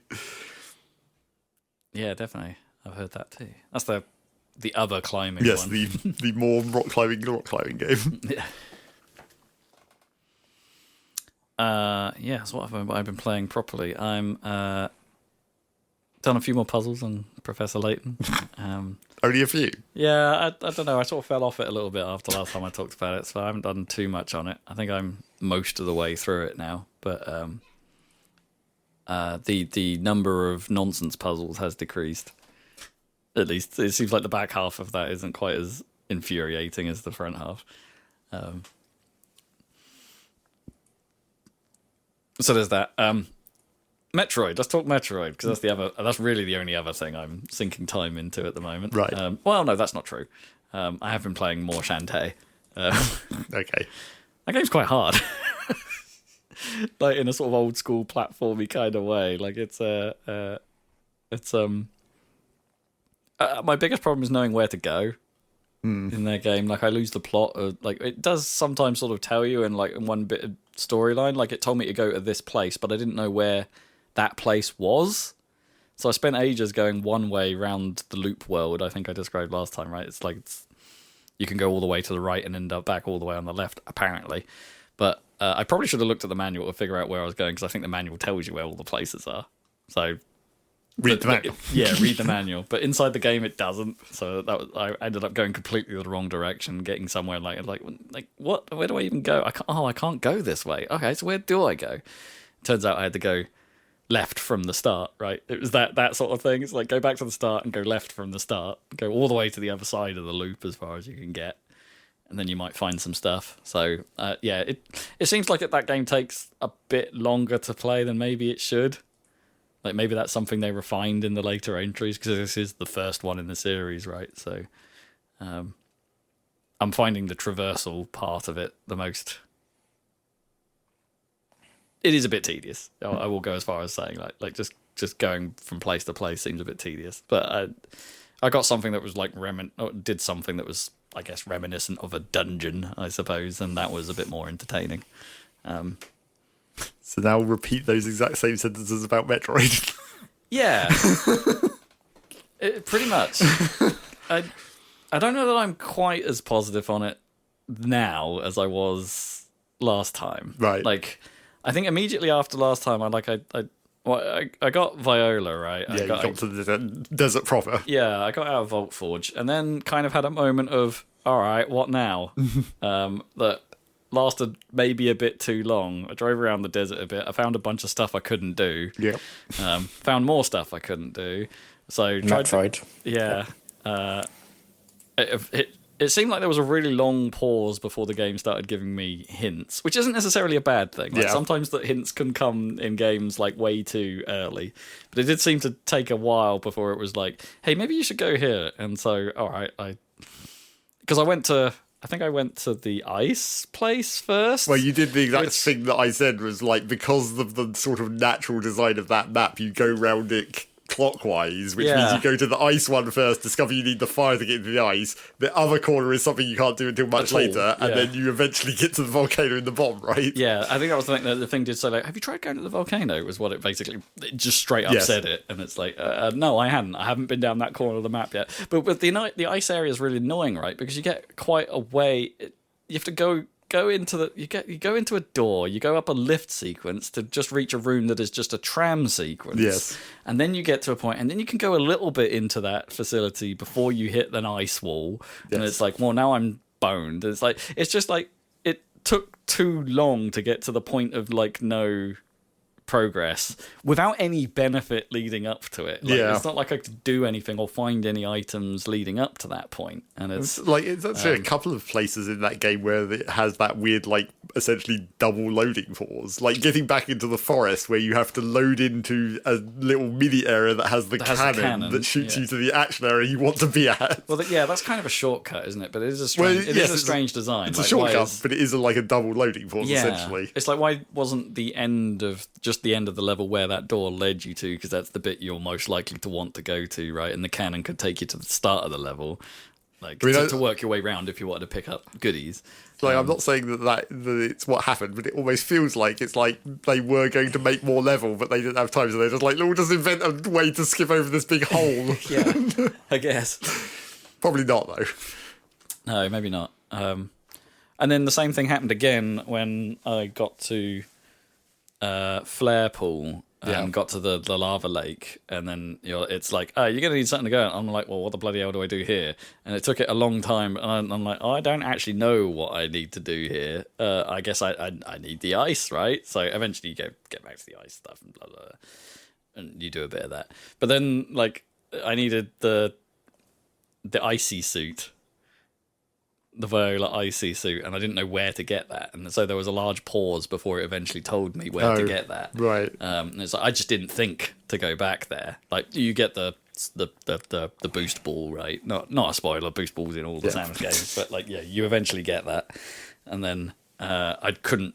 At that point, I just couldn't remember where I'd seen spinners before. Yeah, so I faffed. I think that's going to be, and I'm not sure I particularly enjoy like faffing around in the desert or the combat on Viola. Nope. I think that's kind of poop. Yeah. Which is all compounded by, I've quite enjoyed the boss fights so far. I did not enjoy the boss fight in Flare Pool. That guy kind of sucks. Because it starts with a bit on the bike, right, where you're having to shoot the. Okay, Zach's looking confused. Yeah, I can't remember which one. That's the sort of wormy bosses, thing. I guess. So the first Flare Pool boss was the sort of wormy dragon thing, if that makes sense, where you're on a lake and you're a lava lake, and you've got to shoot the nodules from the bike first, which is irritating. Yes, I remember. And then you get to a boss fight that was fine, but it took me a little while to figure out some of what I had to do. Like, just to avoid some of the attacks. It's like, okay, I figured it out eventually, but it took me a few passes. Yeah. The problem it took me a few passes. So I died a couple of times. I'm like, how the bloody hell do I avoid that? And it's like, okay, it's just timing. But then you have to then do the damn lake sequence again, which sucks. Yeah. It took a while to get back to the actual fight, to do the fight, and then for me to fail it again, which I then failed again because it has a somewhat, like, the ending of it, like, has a sort of like, and now you've got to do something else bit, and if you don't do it, you're fighting this thing again. Yes. That I just could not figure out what to do. And it's like, because it makes it look like you have to do the Samusy thing of doing stuff in a ball, like, get in that ass, essentially. But that's not it. Like one of the abilities you learn right near the start of the game, like this control beam thing, seems like I know there's been a few times where it's been telegraphed that you need to use it, but not necessarily where, that I've found annoying. But in this particular instance, I just did not think of it at all. Like I don't think it was like I scanned the thing and it said like something like it just. The idea that I need to use the control beam just for some reason just isn't entering my mind. I mean, it says. I think it says maybe in the scan data where it's like you have to. There's something deep inside it that you have to deal with, and so you're obviously that's where you think you shove the ball in there.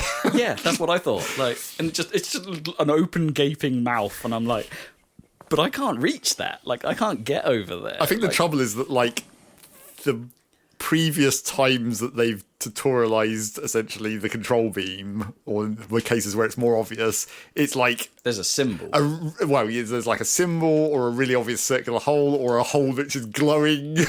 But it's like they didn't, or a time puzzle. Because the beam, like while you're slows firing time, the beam, I time guess slows to almost nothing. It's like they could have done something to maybe highlight it a bit more in that way. But it just sort of glows a bit. I mean, and I'm like, I don't get what you're asking me to do. The more obvious way to do that for that boss was to make it so that when it wouldn't really work for the way that final shot goes, but you would have rearranged it so that when the boss is in its dazed state and its mouth is open, you can see the thing. Sure, because then you would know. Because I was just like firing shots at it. I was doing like saying I was taking random jumps across the lake to be like, okay, so something's supposed to happen here. Like, you don't have Viola in that second part of the fight, so you can't just drive up to his face. And it's also annoying because like the first time I did that and I didn't get it either. It was just like I thought that maybe it was just going to be like an optional way to kill it faster, but it doesn't. It just resets its health. Yeah, it's like it doesn't. You don't get like the longer way to kill it. It just gets its health back. Yeah, and it becomes an endless loop. And I went around that loop several times, like going, what the hell do I do? In the end, I looked it up because I just completely forgot that the control beam was a thing because it's so not. Yes. It's not used often enough for it to be in my. And it continues to not be used enough after this point as well. That's like the other problem. It's like you get to this point where you forget it and then you have to make a hard lesson to learn it again, but then you can just forget it again pretty much. Yeah. Because it's not used enough afterwards either. It's not super useful generally. Yeah, so I found that a bit of a bummer. That comes across again quite harsh. I'm enjoying myself with this game. Like I am having a good time. I'm having a particularly that almost in that sort of way I think about almost the Yakuza series in some ways, where it's like they don't make games like this anymore. There's a bit of me that's going like, man, what did we miss in the last like decade or something like this? And it's like again, that's probably a nostalgia play just on, but I like there is something to this that really does like tickle me in a way that's just like, yeah, no, this is there is something here. There is something nice to this, but like, yeah, it's very much a sequel to Prime 3 and not 1 and 2, right? 1 and 2 are almost one thing, and then 3 and 4 are a different thing. And it's very much along that. It's like again during that like the flare pool boss. It's like I was just thinking to myself, it's like how little I'd used the gyro aiming, and suddenly you get an opportunity to use the gyro aiming. You're like, oh right, yeah, I remember that. Well, it kind of forces you. That was the point where I had to like actually learn to do it, because up to that point I hadn't been doing it. There was only one other boss where you really had to do it, right? And that was right at the start of the game. Yeah. It's like once you get to that boss, it's like, oh, now I actually have to remember to actually do that instead of having it essentially turned off functionally. I think I did it a bit during the sort of sphere-y, hexy boss, the AI. Yeah, I tried to do a bit in that, but I think in the end, because of the way that boss just like rotates, so its weak points constantly change anyway, I was just like, it's not even worth trying to specifically aim, I'll just spam forever. Yeah, I kind of came out. I did the same thing. I was trying to do it and then sort of like, yeah, never mind, doesn't matter.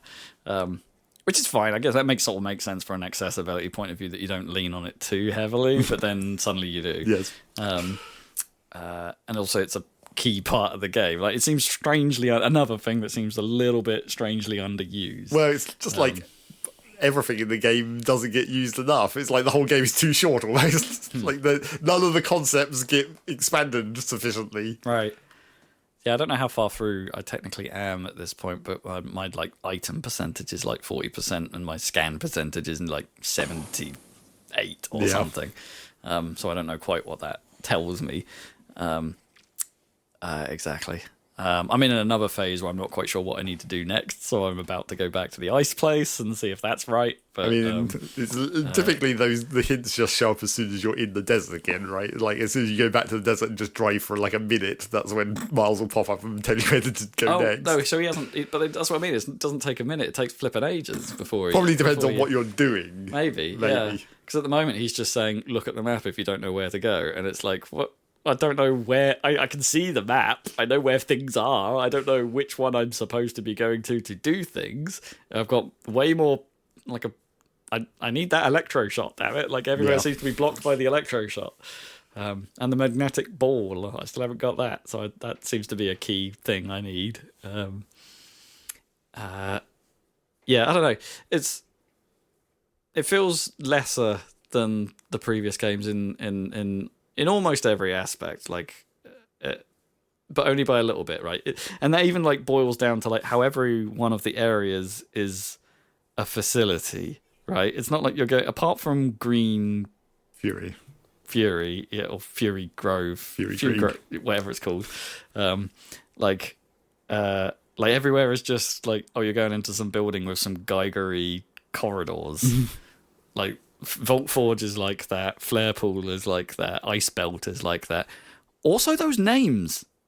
Not very interesting. Ice Belt, Flare Pool, Vault Forge. Like, where's Fendrana Drifts? You know, like, it feels like a bit of a step back, man. Clearly the aliens on this planet weren't very imaginative when naming their shit. Absolutely not. Does look real pretty, though. Yeah. And I'm still having a good time. This is a Rob review, very much so. Like, I still think it's a good game, but like, I have to put it like as a Prime fan. I feel like I kind of have to put it next to the others and be like, I'm glad it's back, but this ain't no Prime 1, baby. Prime 1 is still the absolute daddy. They need to do a Switch 2 edition of the remaster of Prime 1. They really do. Because the remaster is good. So they it would be nice if they gave that a little bit of a. It doesn't even need much, right? Just take advantage of the resolution and. Yeah, exactly. Usual double frame rate, double resolution. Yeah, just do that. That would be fine. So that's where the bulk of my game playing has been, and that's me, I think. Alrighty. Zachary Berger. Yeah. What have you been playing? Well, and then I'll tell you. I got around to doing the stupid No Man's Sky most recent patch thing because it does have an expedition. But it sucks. Do not do that expedition. Okay. Well, because basically, as I said before, the like crux of this expedition / patch is like. You get a gravity gun, and they've changed the Cyclops exocraft to be able to basically be a flatbed truck. So you're putting shit on the truck and then driving it around, which, you know, that is real slow. Mm-hmm. And also you're having to deal with randomly generated terrain. And also, because it's an expedition save, you don't have any upgrades on the truck, so it's like extra double slow, because you don't even have like S-tier modules or whatever. I mean, you eventually get them through the progress of the expedition. They give you gradually increasing upgrades for it. Although even when I had like 3 S-class upgrades on it at the end of the expedition, when I went back to my actual save and upgraded my classes, I was like, well, this is way faster than that one I was driving in the expedition. Even though it's still just S-class upgrades. I don't know if I had a better like layout on the overcharge slots or whatever on my actual one. I don't know what even influences the layout of the overcharge slots on Exocraft, because it's not like you can get a new Exocraft to get a different layout. So maybe they're all the same for everyone. But yeah. And like many things in No Man's Sky in general, the whole recycling system is like way too much effort for not enough reward. Right, yeah. Like, you can drive around the planet and pick up all this recycling crap and put it on the back of your truck and then very carefully drive all the way back to a recycling centre because of the dealing with the terrain, and then chuck it all in there, and it's just like you get a few nanites. It's just like, this is not worth the effort. Yeah. There's way quicker ways to make a shit ton more nanites in this game. Is there like those like accolade sort of things? Yeah, I mean, there's a tied to couple it of as well? those, and you can unlock like different customization options for the Colossus. But, you know, who wants to drive the Colossus anyway? The least popular exocraft to start with. And so yeah, there's no real Yeah. end reward either for doing this one. Or No, I mean, the expedition rewards is like some more of the Colossus customization options, and then there's like other ones that you get by essentially doing it in your real save. right? What you mean, like cosmetics? Yes, well, I mean, there's one attachment that does do something different, which is like you can, instead of the flatbed truck for the Colossus, you can instead just have a recycler attached to the truck. Oh, So you can just drive it to the recycling and then chuck the Just do recycling it. in directly. Well, that makes a bit of sense. Although I think I haven't seen that or tried it to know whether it does this or not, but the recycler on the back of the Colossus is like the generic recycler, because if you're at a recycling station, there's 4 different types of recycler for different types of salvage, and you're meant to put the correct type into the correct recycler. So I don't. So is it less good? Yeah, that's what I'm wondering. Is like, if you do put the other types of salvage into your Colossus recycler, because it's the generic one, would you get less for it? Probably would be my guess. Yeah. So then you just have to do more of it. But then the trouble with that is that I think that the Colossus recycler upgrade is like the last thing you can unlock. So then you won't want to do it any longer anyway, because there's nothing more to unlock by doing it. Right. and the income of nanites is not worth the time. Right. Yeah. So, you know, that's not an unusual kind of thing to happen in No Man's Sky. There's a lot of stuff in that game where it's just like, it's cool, but there's no reason to do it. Right. Yeah. So that was the expedition. I attempted to play a very small amount of Open Transport Tycoon again. Oh. Okay. Oh, I mean, it's just need a had video on that. It's just had a Yeah. Maybe we should yeah, maybe. build another truck. It's just had a fairly significant patch, I think, fairly recently. Wow. Although I don't know. I mean, I say significant. I don't think it's really changed that much on the front end. It might be more of a back end one.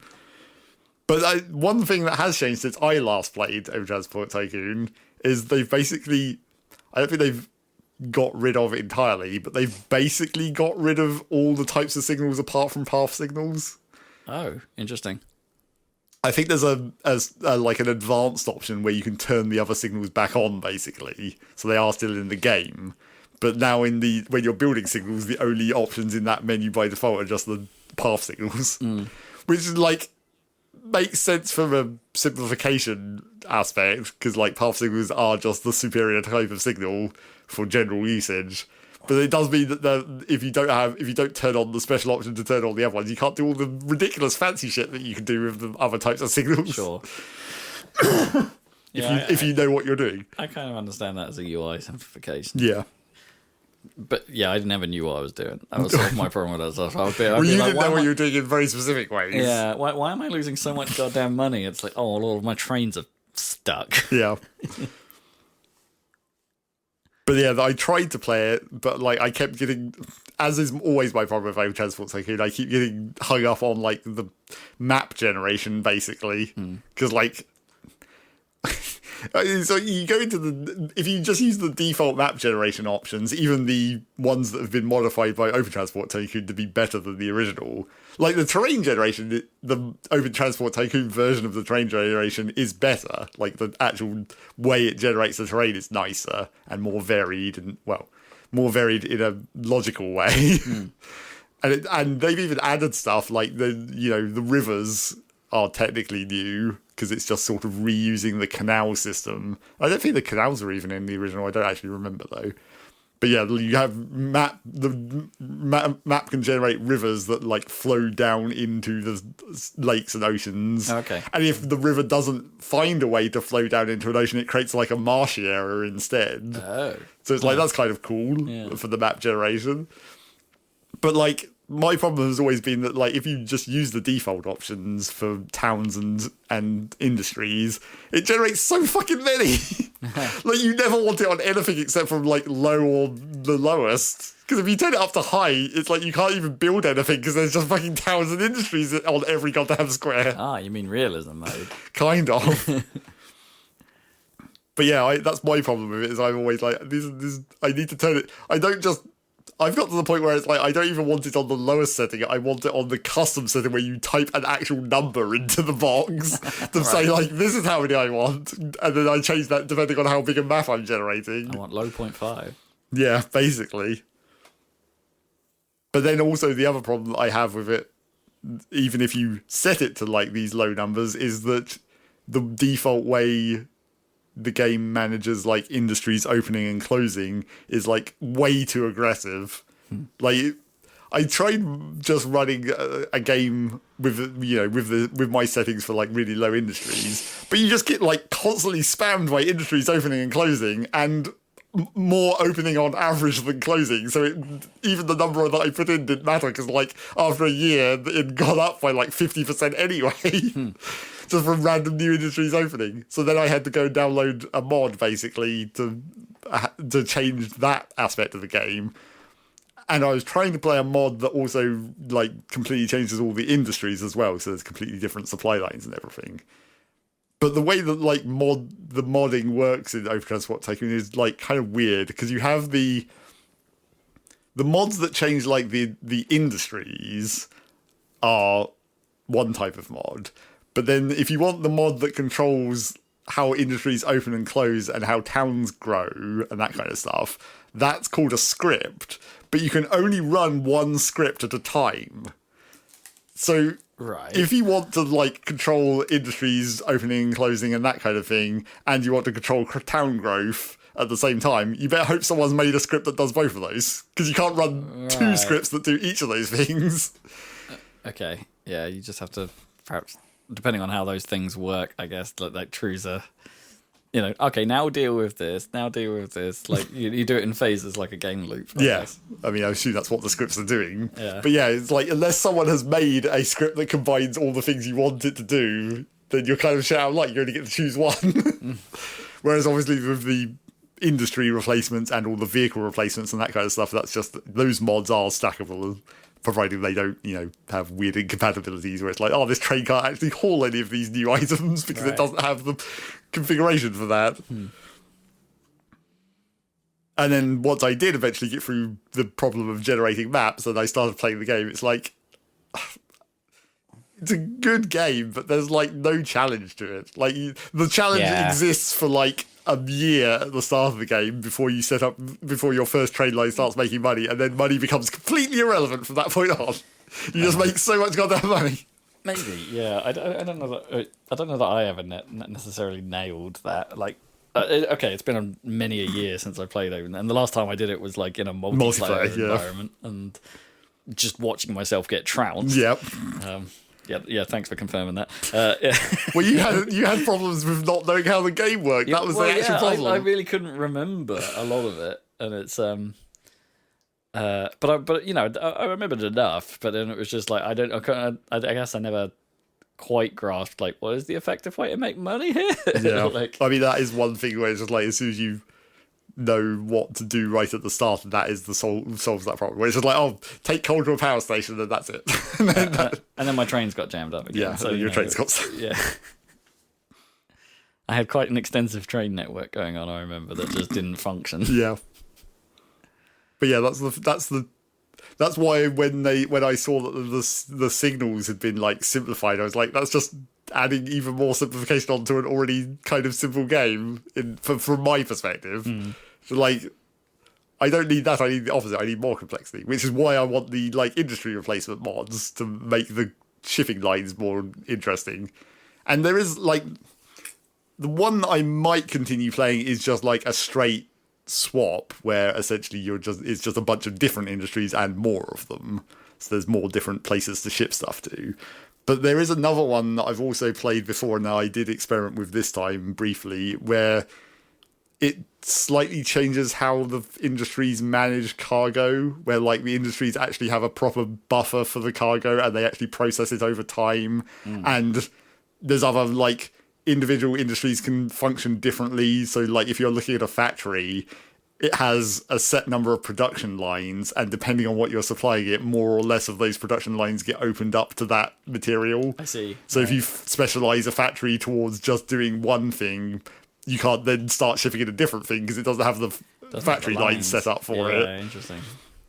So that's more complicated, but I don't know, that it's working within, it's trying to work within the limits of the system, and that's kind of the problem. Yeah, It can only do so much, whereas like you'd need to change more of the whole function of that game to actually make it more difficult. I guess that sounds good because that means you just can't like deliver infinite material. Yeah, but then the problem with that is that there's nothing you can do to solve that problem, because there's no way to really control like the flow of your trains based on whether an industry can accept a material, apart from it explicitly not being able to accept it. Because then the train station won't even unload your trains if that's the case. Sure.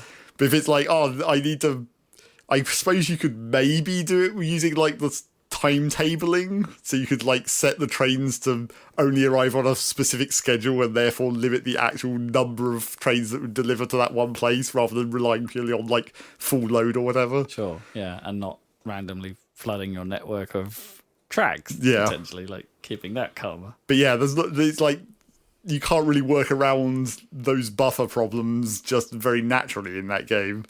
And the timetable system is always kind of an awkward one to deal with because it's a real... You have to like run the train on the route so it figures out basically how long it takes to travel between each point. And then from there you can be like, oh, you need to manually adjust these numbers. So it's like, oh, it stays at this station for slightly longer and it has a bit of a buffer on how long it takes to get... And if it goes to service, then it's like, then it's classed as arriving late. But then... You need to manually add a buffer to its travel time to start with, so that basically you want them to always arrive early by default, so that when they go to service, that extra time is taken up by the service, so then they're only on time, so they can like catch up essentially. It's a kind of awkward system that it's very manual, where you actually have to physically enter all these numbers, because it can only do so much automatically to actually get it to work. And then there's all the... If you're doing things like buses, there's also options for, like, spacing them out automatically, where it will, like, deliberately make the bus wait at a station for slightly longer if it's too close to the next bus to make them space out better. Yeah. Like, it's quite advanced, but it's real awkward to do. And especially if you want to do, you know, goddamn 100 trains or whatever. So yeah, it's open transport Tycoon. A train is being held at a red signal to even out the gaps in the service. Great, thanks. That doesn't help me. I'm on that damn train. I'm on the train. And then the last thing I played was quite a lot more Arknights, Enfield.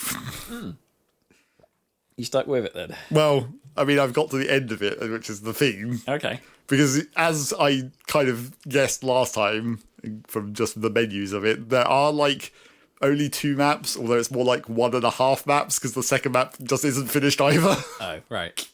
The story just stops when you get to the end of it. Oh, okay, right. So there will be like a season 2 that probably starts, or well, an update will yes, an start filling update that to in. season 1. Yes. Yeah. Not that they really cast it as... Well, I suppose they have a battle pass, so maybe that's going to be the timer for the seasons. Perhaps, yeah. But yeah, I kind of figured that just from looking at some of the menus. But yeah, it definitely is like... clearly that map is probably not even half finished, I would guess. And there's the classic, like... Here's an obvious road that goes off the edge of this area of the map, but there's 2 guys standing here as to like, oh, you can't go this way yet. Yeah. For unspecified reasons. Sure. Okay, well, yeah, okay. Well, it had to have like room to grow at some point, right? Because that's how these games function. Well, like, but the trouble with that is that, like, when I started thinking about that conceptually, it was just like, doesn't that concept completely oppose the whole idea of gacha in, like, both directions? Keeping you in the game. Because either the gacha doesn't make enough money and they never finish the story, which would suck. Yeah. Or the gacha makes enough money, but then that incentivizes them to never finish the story as well, so they can keep adding more content. Well, I mean, I think the trick with these games is they never finish the story. Yeah. They finish parts of it, but there's always some thread running. Well, right? sure, but then you'd want to more likely do like a second story or like Maybe, yeah. I mean, you could make a follow on to the story that already exists, I suppose. I mean, I know I compared this to Zenless before, but Yeah. I wonder in that case they would probably be able to not necessarily ditch the main story, but like they could have like operator specific stories, right? Like almost like loyalty mission kind of. I mean, they things, kind of already do that in this game. You get that, like the operators do have their little side stories, but they're in the context of the main story. They're not like separate, and you do them earlier. But yeah, that seems like it's going to be awkward. And then, so I also looked up some actual people who know about the gacha systems more, see what they said about it. And supposedly it's not great for reasons that I can't really get into because I don't fully understand them. But like some of the probabilities are maybe not good. The cost of it is maybe a bit much. The things that you can grind at the end game to generate the currency from the in-game side are maybe not good enough either. So people are worried that, you know, it might fall off quite severely. right? But so how did you hit a wall with the gacha stuff? Like did it become hard? Like, did the grind suddenly become obvious? Well, I still haven't expended all my free currency, essentially. Oh wow, okay. But that's mainly just because I haven't been well. So it has just this week flipped onto a new headhunting banner or whatever. So new different characters basically in the pool. Oh, okay, right. Well, I guess they're not actually technically, they're rearranged in order or whatever. It's percentage based. What, you mean do you mean like the free pool you have access to, or like if you haven't unlocked them? No, with because gacha, there's not really a separation between the free and paid. There's like the basic pool, which gives you the most generic characters, and that it all uses the same currency. But there's like no reason to do the basic pool rather than the character. It's not really character specific. The character enhanced pools, where the one character that has a higher drop rate rotates every couple of weeks or whatever. So you might as well dump all your money into those. But then that has the fairly typical like mercy rule thing, where like after 120 rolls, you just get the character that's at the top of the page or whatever. Oh, okay. So I did that for the previous one. I did the 120 rolls up to that character. And then in this next one that it's just flipped into, I'm like halfway through, but I think my free credits are going to run out before I can get to the 120 on that character. But I can get to like the midway point, which has like a 50% chance of getting that character anyway. So when you say your free credit runs out, you mean like free, you get some premium currency for free or something? Or is this like earnable? No, it's an earnable in-game version of the... Because...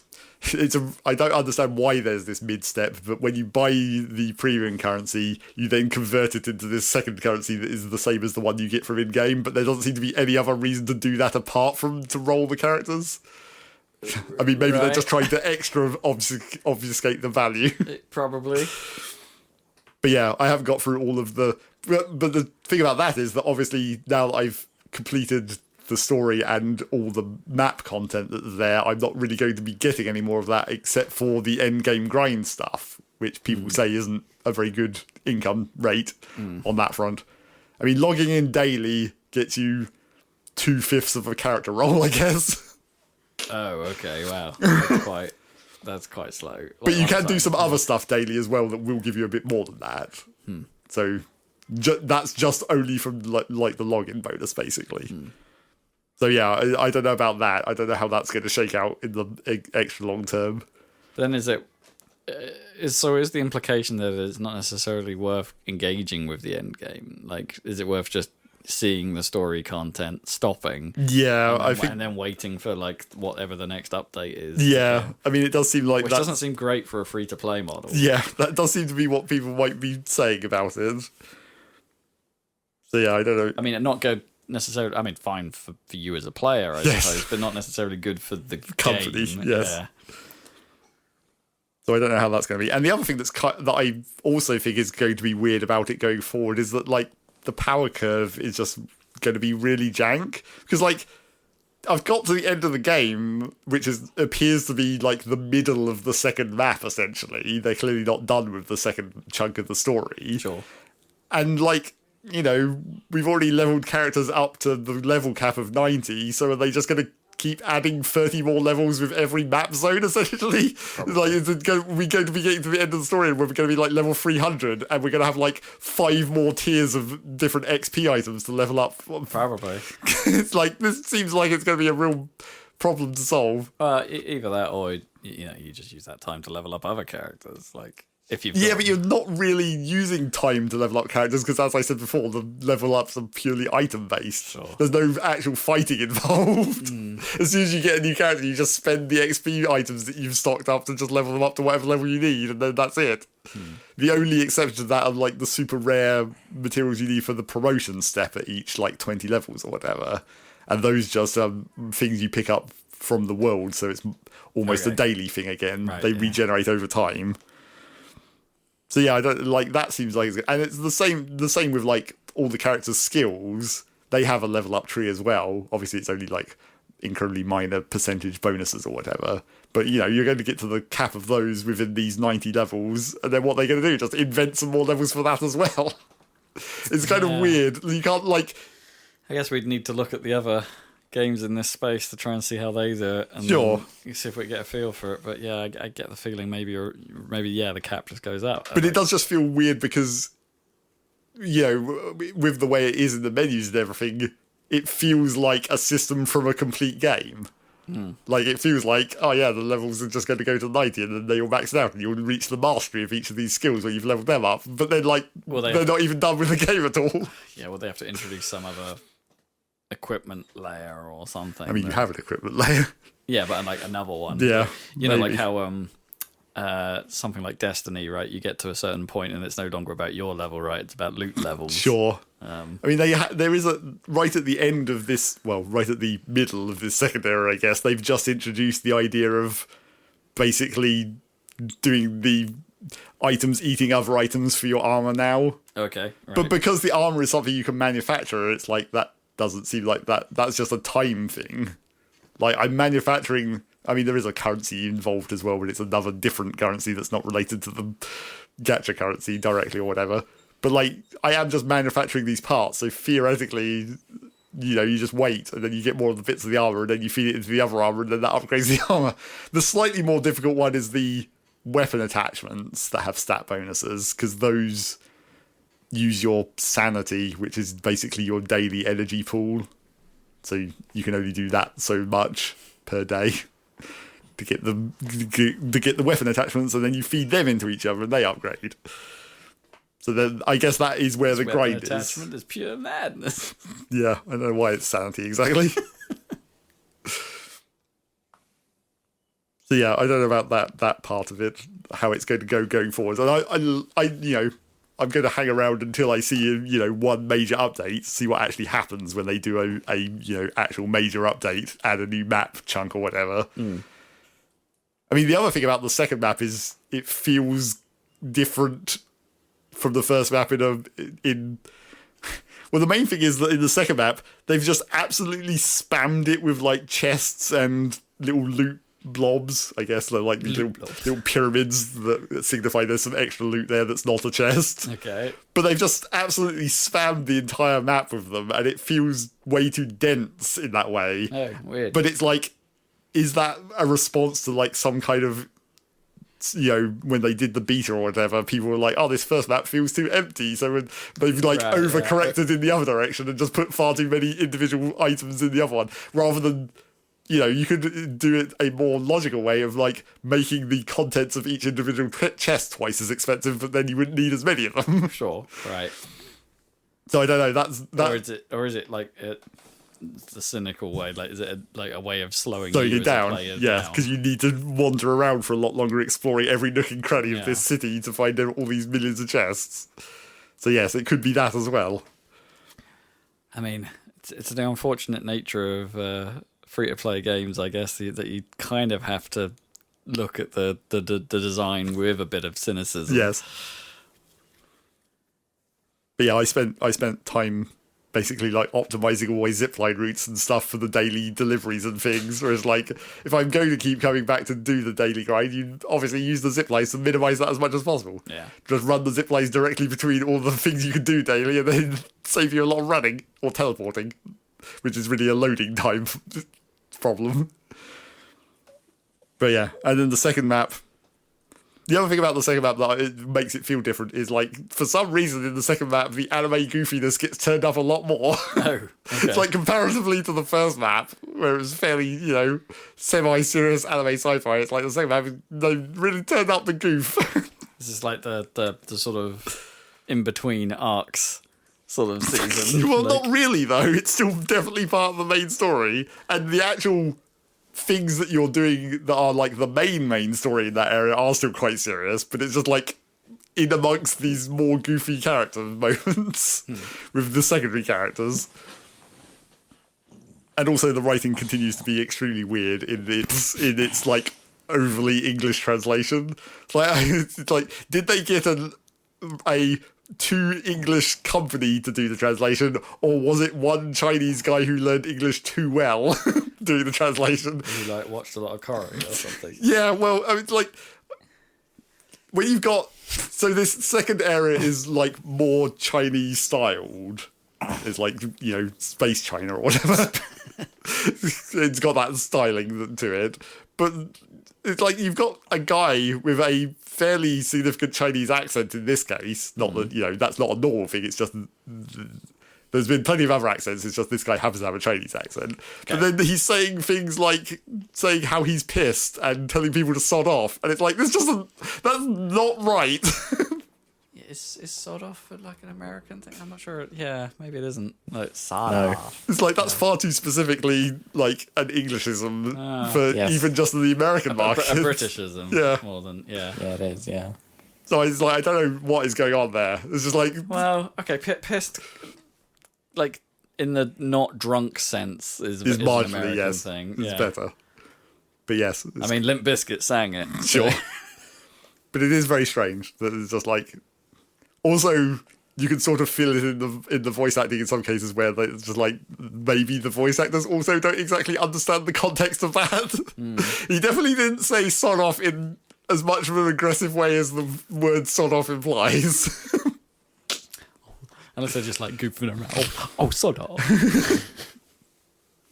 Also, the guy in question was a cow, so take from that the goof aspect. Okay. And I don't mean an anime cat girl cow, I mean a literal cow. I mean, that's better. Actual cows for the win. Yes, that was a whole extremely goofy side quest where it's like you go to judge a cow contest, I guess, but then... What is this game? Yeah, exactly. You go to judge a cow contest because one of your operators asks you to, but then, like, when you get there, a kid shows up and he's like, oh, one of the old cows has escaped, so you go chasing this goddamn cow around the town, except the cow is also psychically talking to you now for some reason with his Chinese accent and telling you to sod off and shit. And also maybe goes outside the town to where all the other cows are to have sex, I guess. That's not as explicitly said in the game as that, but it's sort of implied. But then, of course, it all turns out to be a dream. You just fell over and fell asleep in the middle of the cow judging contest. Wait, what? they pulled the... It was a dream card. Yes, and really badly as well, because people didn't seem to react very much to you passing out in the middle of the grass, essentially. Okay. Which is, you know... But why did you pass out? No, exactly, it's not... And it's like, is that actually a subtle plot point, like, coming out that you're, like, losing your sanity in some way? The trouble is that they didn't make a big enough deal of it because you've already lost your memory and shit. Like, right, yeah. Neurological function is already not good for you, so you'd think that just randomly passing out and falling asleep in the middle of the day should be kind of important. Yeah, maybe they were just like, yeah, he does that. So, yeah, I don't know about that. Yeah. Definitely more goofy in the second area. All right. That's filler, if ever there was some. Well, yeah. I mean, you got to make like real actual side quests. And I hope the cow called himself GP. No, unfortunately. And looking ahead, because I was trying to estimate how long the game theoretically should be if it gets finished, like the story. Because it's looking like probably the areas are going to be vaguely based on the corporations. So this second area is basically based on the sort of scientific agriculture corporation. Not Rhodes Island. No, not Rhodes Island. But yeah, that's one of them. So presumably there's going to be the Rhodes Island segment. And then there's the like Order of the Steel Oath, which is like the northern border. So that's going to be like the snow area, essentially. Winter is coming. Yep.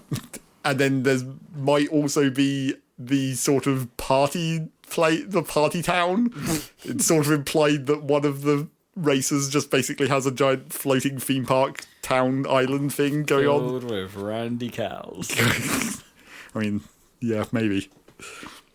So yeah, I was trying to guess, looking ahead at how long the game might be, but then the party island definitely has potential to be extremely goofy. Yeah. However that goes. Pro wrestling side quest. Quite possibly. That's exactly the kind of stupid bullshit your main character would get dragged into out of nowhere.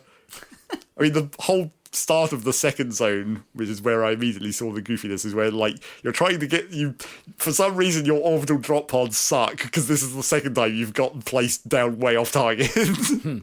Again. So you're trying to get to the main town, but you fall through a variety of fights, fall into, like, basically a bandit camp. So you have to, like, ingratiate yourself to the bandit leader really cheesily by, like, pretending that you're totally on their side, even though you're totally working with the town that they hate. Right. And it's like, this is weird. But then it turns out that maybe they don't hate each other as much in the end. Like, the bandits just kind of live outside the town, and the town is like, yeah, they can stay there, it's fine. Oh, right. They don't actually hate each other that Not actually much. a fight at all. Yeah. It's just a coexistence. Yeah. So we'll see how that actually turns out at the end. But like, it was weird because it seemed like it was gearing up for obvious betrayal. But then when the obvious betrayal happens, everyone was kind of okay with it. It's like, oh, you. It's like, oh, you're just working for them now, I guess. You scoundrel, you. Up to your normal tricks, eh? Yeah. Guess it's Tuesday. So that's that game. And presumably I'm not going to be playing as much of it until they do a big patch now, because I'm basically done with the content. Yeah. I mean, that'll be the key, is like how often rapidly they manage that. Yeah. Because the thing is, which is, I bet, a difficult thing to try and balance. Like, because it's probably difficult to actually build things fast enough. Yeah. And second, like, you need enough to keep your actual hardcorers engaged. Yeah. But which is potentially a problem right now. Yes. But you don't want to do too much, so like that middle ground, the casual audience don't feel overwhelmed by I can't keep up. Yeah. Like that must be a pretty tricky balance. And they've also got to like keep making new characters as well as like all this map content.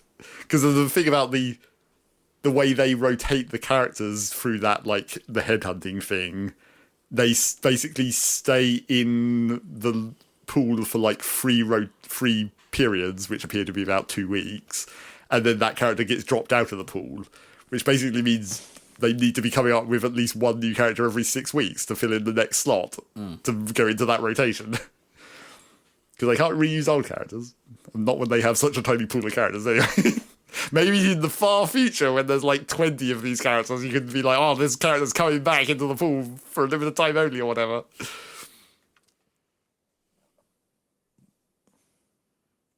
Also, another problem they have with the characters is maybe like the balance of the characters feels real weird as well, because there's far too many ice characters and not enough of the other elements.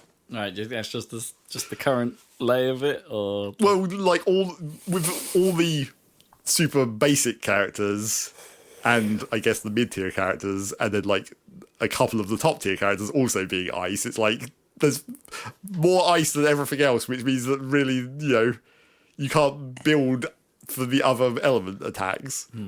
You kind of can, because as I said previously, like it has that system where you use one element to trigger the other element, but it like turns into whatever element you use last or whatever. You could still build up with another element. Yeah, you can build up with ice and then turn it into corrosion on the last step or whatever. Sure, yeah. But yeah, there's more ice characters than any of the other ones, which is weird. Electric definitely gets screwed because there's only like 4 electric characters, which is just barely enough to make a team. But that's not actually the problem. The problem is that 3 of those characters, their like combo skills and whatnot only trigger on electric being applied, and they can't apply it themselves. So you can only really use the one character that can directly apply electric to trigger all these other characters, and therefore that team kind of has to exist as those 4 guys because it doesn't work any other way. So what, you mean the whole roster only has not just like unlocks and paid characters potentially, or if that's even a thing, but there's actually just 4 total? Yeah, pretty much. Oh, weird. That is a weird choice. I mean, there's 4 elements, and then you've got to have at least 4 characters to make a full team if you're focusing purely on one element. Yeah. Although, as I said, it is possible to use other elements to combo. It's just that in those electric case, it is just that those 3 characters only are triggered by electric. Yeah. So they can't really cause electric on their own without having the one other character that can make the electric. Do it, yeah. Strange. So yeah, that might be a problem going forwards. They need to stop making ice characters, apparently. Because I've got enough of them now. Everybody loves ice. It's the year of glacial. Oh, that will probably suck if they go to the northern area and then all the enemies are ice resistant. Yeah. Yeah, maybe that is secretly the plan. It's like, yeah, we get everyone hooked on ice, and then they realise they can't use them. I'll have to get the other characters. I mean, I did experiment. I did get round to experimenting to make one more team. It turns out it wasn't as easy as I thought it was to like see how the combos were going to turn out. You do kind of need to try it to see how it's going to work. Because I thought I could just do it by like, oh yeah, you could just see what the combo trigger is. So it's like, obviously, if this does this, then that will trigger that or whatever. But it's not actually as easy as that to know how it's all going to play out together. So I built a secondary team that is maybe not as effective as it could be, but I was trying to use characters that I hadn't used at this point. Right, yeah. Get experimental. Although it is that the team that I made on Team 3 essentially is like definitely a screen filler. It's like it's very hard to see anything that's fucking happening most of the time because there's so many goddamn sword slashes and shit going on. Particularly red sword slashes, which conflict with like the red markers when the enemies have when they're about to attack you. Oh right, yeah. Which is somewhat of a problem. Although one of the characters in that team that actually has their combo trigger is when you get hit, they just heal you. So actually, that's fine that I can't see the attacks coming because some percentage of the time I'm just getting a free heal anyway. So yeah, that's that game. Hopefully, maybe not play that as much in the next couple of weeks, unless the patch happens. I haven't seen, on their in-game news feed or whatever. I haven't seen any hint of like a schedule or whatever. Just regular updates about the new character flipping in or whatever. Well, obviously you're going to be jumping on that Scott Pilgrim. Well, maybe if you play it, I expect I'll get in there as well. Oh, we've got too much Hyrule Warriors to play. Well, yeah, there's still that. Which we haven't really got anything to talk about, I don't think. No, not really. Well, we didn't get to play much of it last week because I had to leave early because I was super tired. Yeah, and that might be me today, in fairness. Yeah, I might not live that long either. I might not live that Oh no.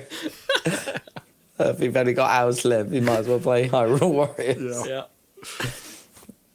Live out your days. A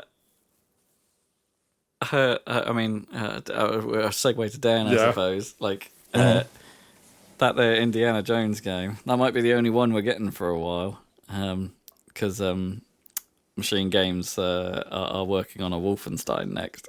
They're finishing off the trilogy. No.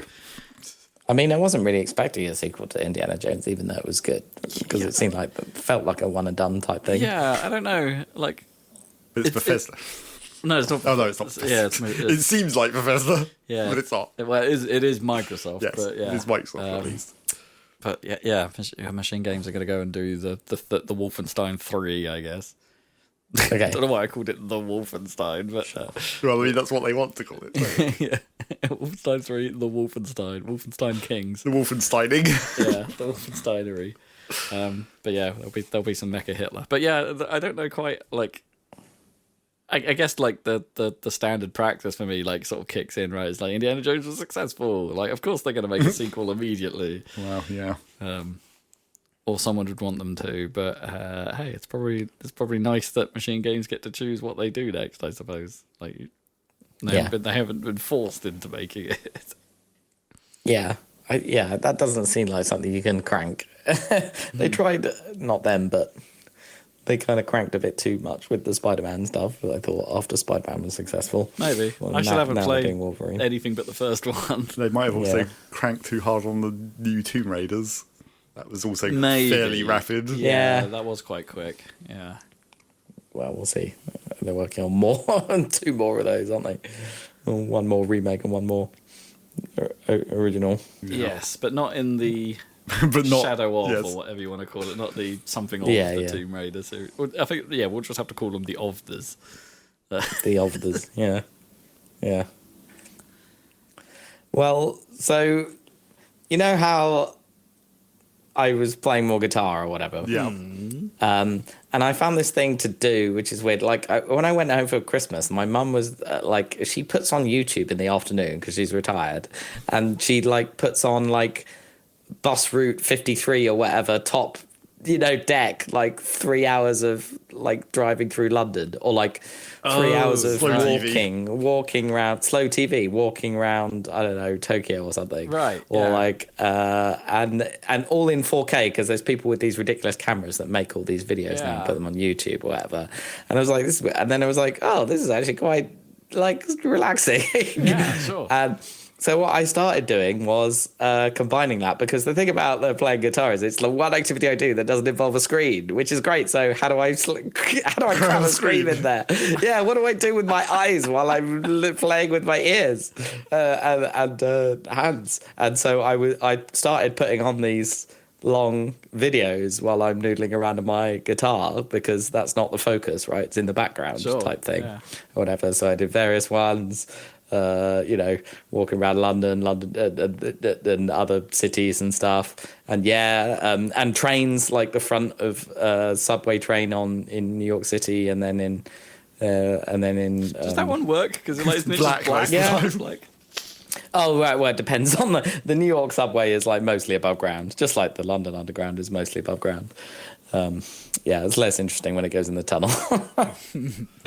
But yeah, stuff like that. So I was doing that, and there was some because I'm wanting to play Forza Horizon 6, and that's not coming to the PS5 until the end of the year. And of course, I could get the Mexico one and play that, but I like the idea of the Japan setting, but also the starting from scratch stuff, compared to and I saw you playing the Hey Superstar stuff. I really hope that isn't a problem in Forza Horizon 6. So, I know. It's almost the largest bone of contention, I think, for what that thing would be. And I was watching these slow TV, and of course one of them was, quite a few of them are after I did Japanese trains and stuff and walking around Tokyo, quite a few of them are okay, here's driving around the Shuto Expressway or whatever. Okay, yeah. And that has now prompted me to play a newly released game, which is Tokyo Xtreme Racer. Oh, yes. Wow. Okay. Which I've been playing. And I've played, and it is well good for what it is. It's basically, this is what everyone is saying about it, but it's basically a PS2 game, but with modern graphics. And that's literally what it is. Well, Tokyo Xtreme Racer, it hasn't really... I mean, that series lasted quite a while before it sort of disappeared for a bit, but the game was largely unchanged from its PS2. It's basically I didn't play them but it's basically the same. And because originally it worked well for PS2 because of the limitations of the hardware. You could do just a highway, right? It's just a highway. Yeah, it's going to look relatively realistic. And now it's it works well for the limitations of a relatively low budget indie-ish game, I guess. Although it's not indie, for the same reasons. And it's it's Unreal Engine 5 or whatever, but and it looks absolutely fine, good, because of the subject, basically. If that was trying to compete with Forza Horizon 6, which is going to have all the countryside and all the amazing stuff, it wouldn't compete. But because it's only doing this highways, it totally works. I guess, because what do you need? You need good car models, probably some decent texture work, and to make use of Unreal's lighting engine, which I guess I guess you get for free these these days to some Pretty extent. much. Right? Yeah, I mean, it doesn't look like they've done tons more than what comes with, but it works. Like, sure, yeah.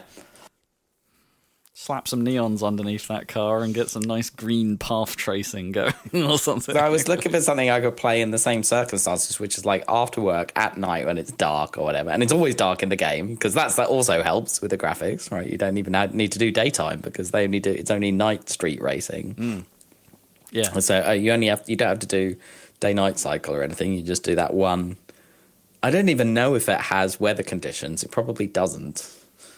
But maybe it does. I don't know. I haven't come away. So, remind me, the whole thing is like you find another car who's clearly a racer, you flash your lights at them, have a little race. That's the game.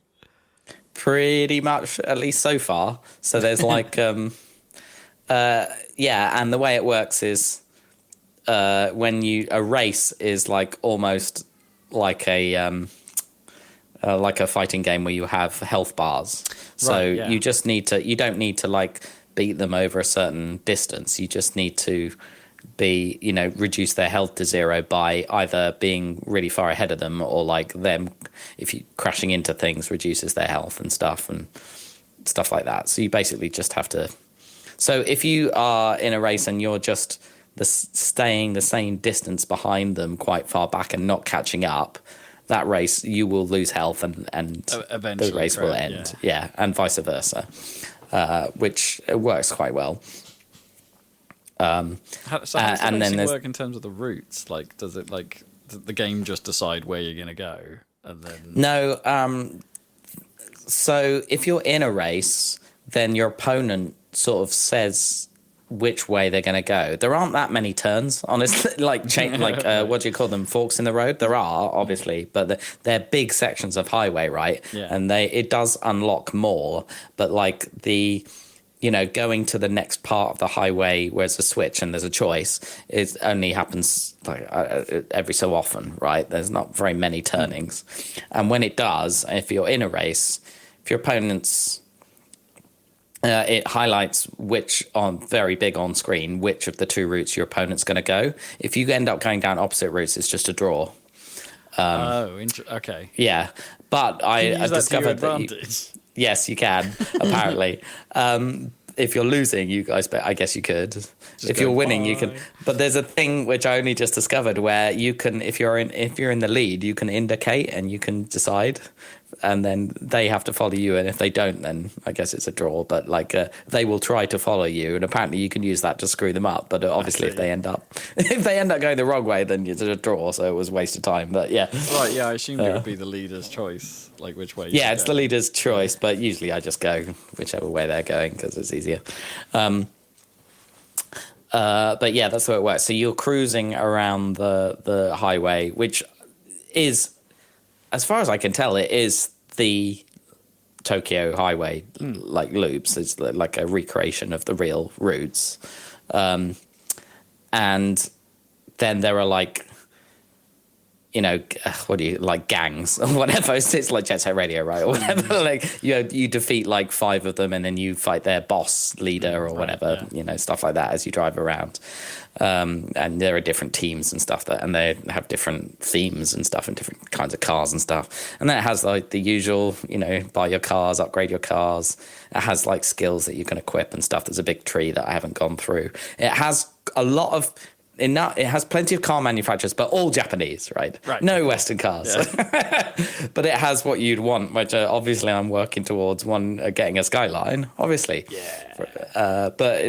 And it's quite funny how it starts you off with a choice of 3 starter cars, like you can choose to start off with. It's like you either choose like a modern like Super Mini type thing, or an MX-5, which is like the medium choice, or the obvious choice, the freaking 80s Toyota from Initial D or whatever. Oh, the Treno. Yeah, that one. Obviously, I got that one. Or Truno. I never quite know the how you're Truno, supposed to whatever say it is.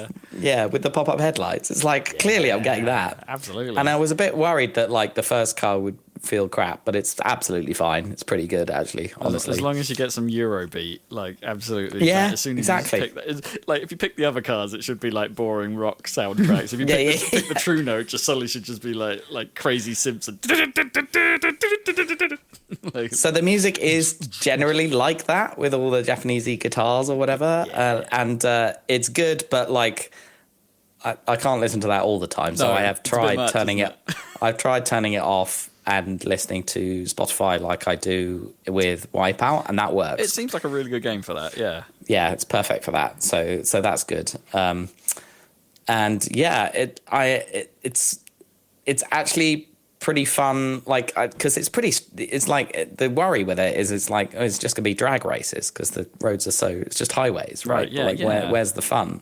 But it is twisty in places, not like a Formula One, not, but there's chicaney bits sort of, especially where you need to turn onto ramps and stuff. Onto bridges and things and stuff that do matter. But then, of course, there's traffic, right, which you have to weave around as well. So that's what makes it more interesting. Sure. And I don't know, the handling is surprisingly nice. Obviously, it's arcadey, and I've only driven the starter car mostly, but it's pretty fun.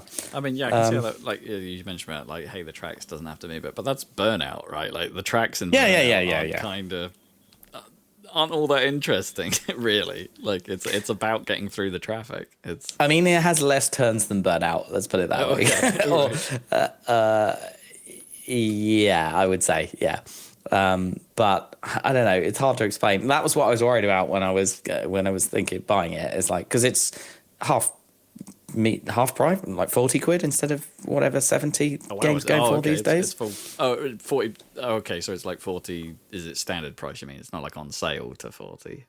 No, it just came out of. I think it was in early access on Steam, but it's now fully released on PlayStation 5. Okay, and it's 40 quid. Oh, nice. Yeah. And I'm enjoying it so far. So I will report back with more. But and it has a bit like what Zach was talking about. Like it's like. I don't know if it's on purpose, but like it's localized very literally, so it has ultra cheese Japanese writing that seems to have been exactly literally translated. Okay, you know what I mean? Yeah. So it preserves the weird cheesy vocabulary or whatever that they're using. Okay, and that's pretty cool. So it has. I wonder if it has a story, anime story. I wonder if the old games had that as a sort of, in a sort of charm kind of way. I think they probably did. They were just like, no, we have to keep the not good, not perfect translation, right? We have to. And like the characters you see, they are anime, but they're just silhouettes, which is quite nice. So it doesn't have interesting. Okay. Over the top, but they do have characterizations and like and obviously you're the newbie, the usual thing. I wonder if that makes sense if you only see them through car windows, right? That you don't see their face, like if they. You're supposed to be meeting them at like these car parks, which I think is a real thing, right? In the 90s, the meets, exactly. And there are bits where shows up. exactly. It's literally that literal place from that's a famous Tokyo Drift. Yeah. It's a famous place, that particular one. But there's a few of them. But yeah, you stay out. It works on it. You stay out as long as you can for one night and do as many races as you can in one night, basically, and then you go back into the garage and it moves to the next night. But I think you get bonuses for staying out longer. But it does degrade your tires and stuff if you stay out a long time and stuff like that. I think you can turn on additional rules for more bonuses to have like engine temperature and stuff, but I haven't tried that. Huh. Yeah. But it's arcade. It's not. It's not a simulation. I wonder if that's like what Need for Speed Unbound was trying to crib from, because that had that was a little bit different, right? Because that has cop chases and stuff like that, right? And so this doesn't have cops. And so the night was like it was risk in that way. It's like the heat on you goes up the longer you're out. Yeah, this doesn't have mechanic like that. It does have, apparently. I haven't tried this, but you can actually challenge literally any car to a race, like any of the normal traffic. That's kind of funny. Just for some extra points, and apparently the taxis are like hardcore.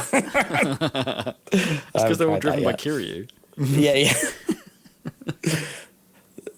So yeah, Tokyo Xtreme Racer. I will definitely be playing more. But it's basically exactly what I was hoping. Amazing. I'm both like I'm pretty surprised you went for this particularly, but also it makes me very happy that you went for this in a weird way.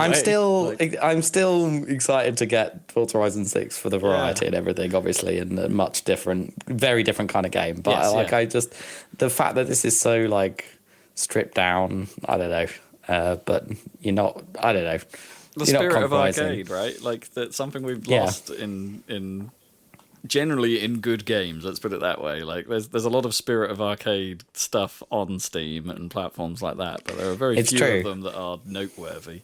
We'll see how Screamer turns out, I guess. Well, yeah, Screamer is still getting a bunch of hype, man. Like that game is possibly too much. Like suspiciously too much. Yeah.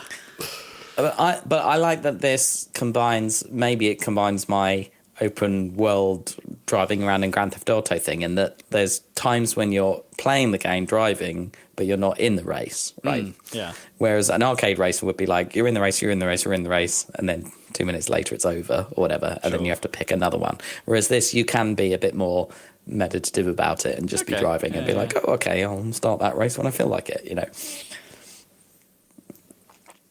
I'm going to enjoy the tarmac for a while. The tarmac and high walls. Exactly, tarmac and high walls.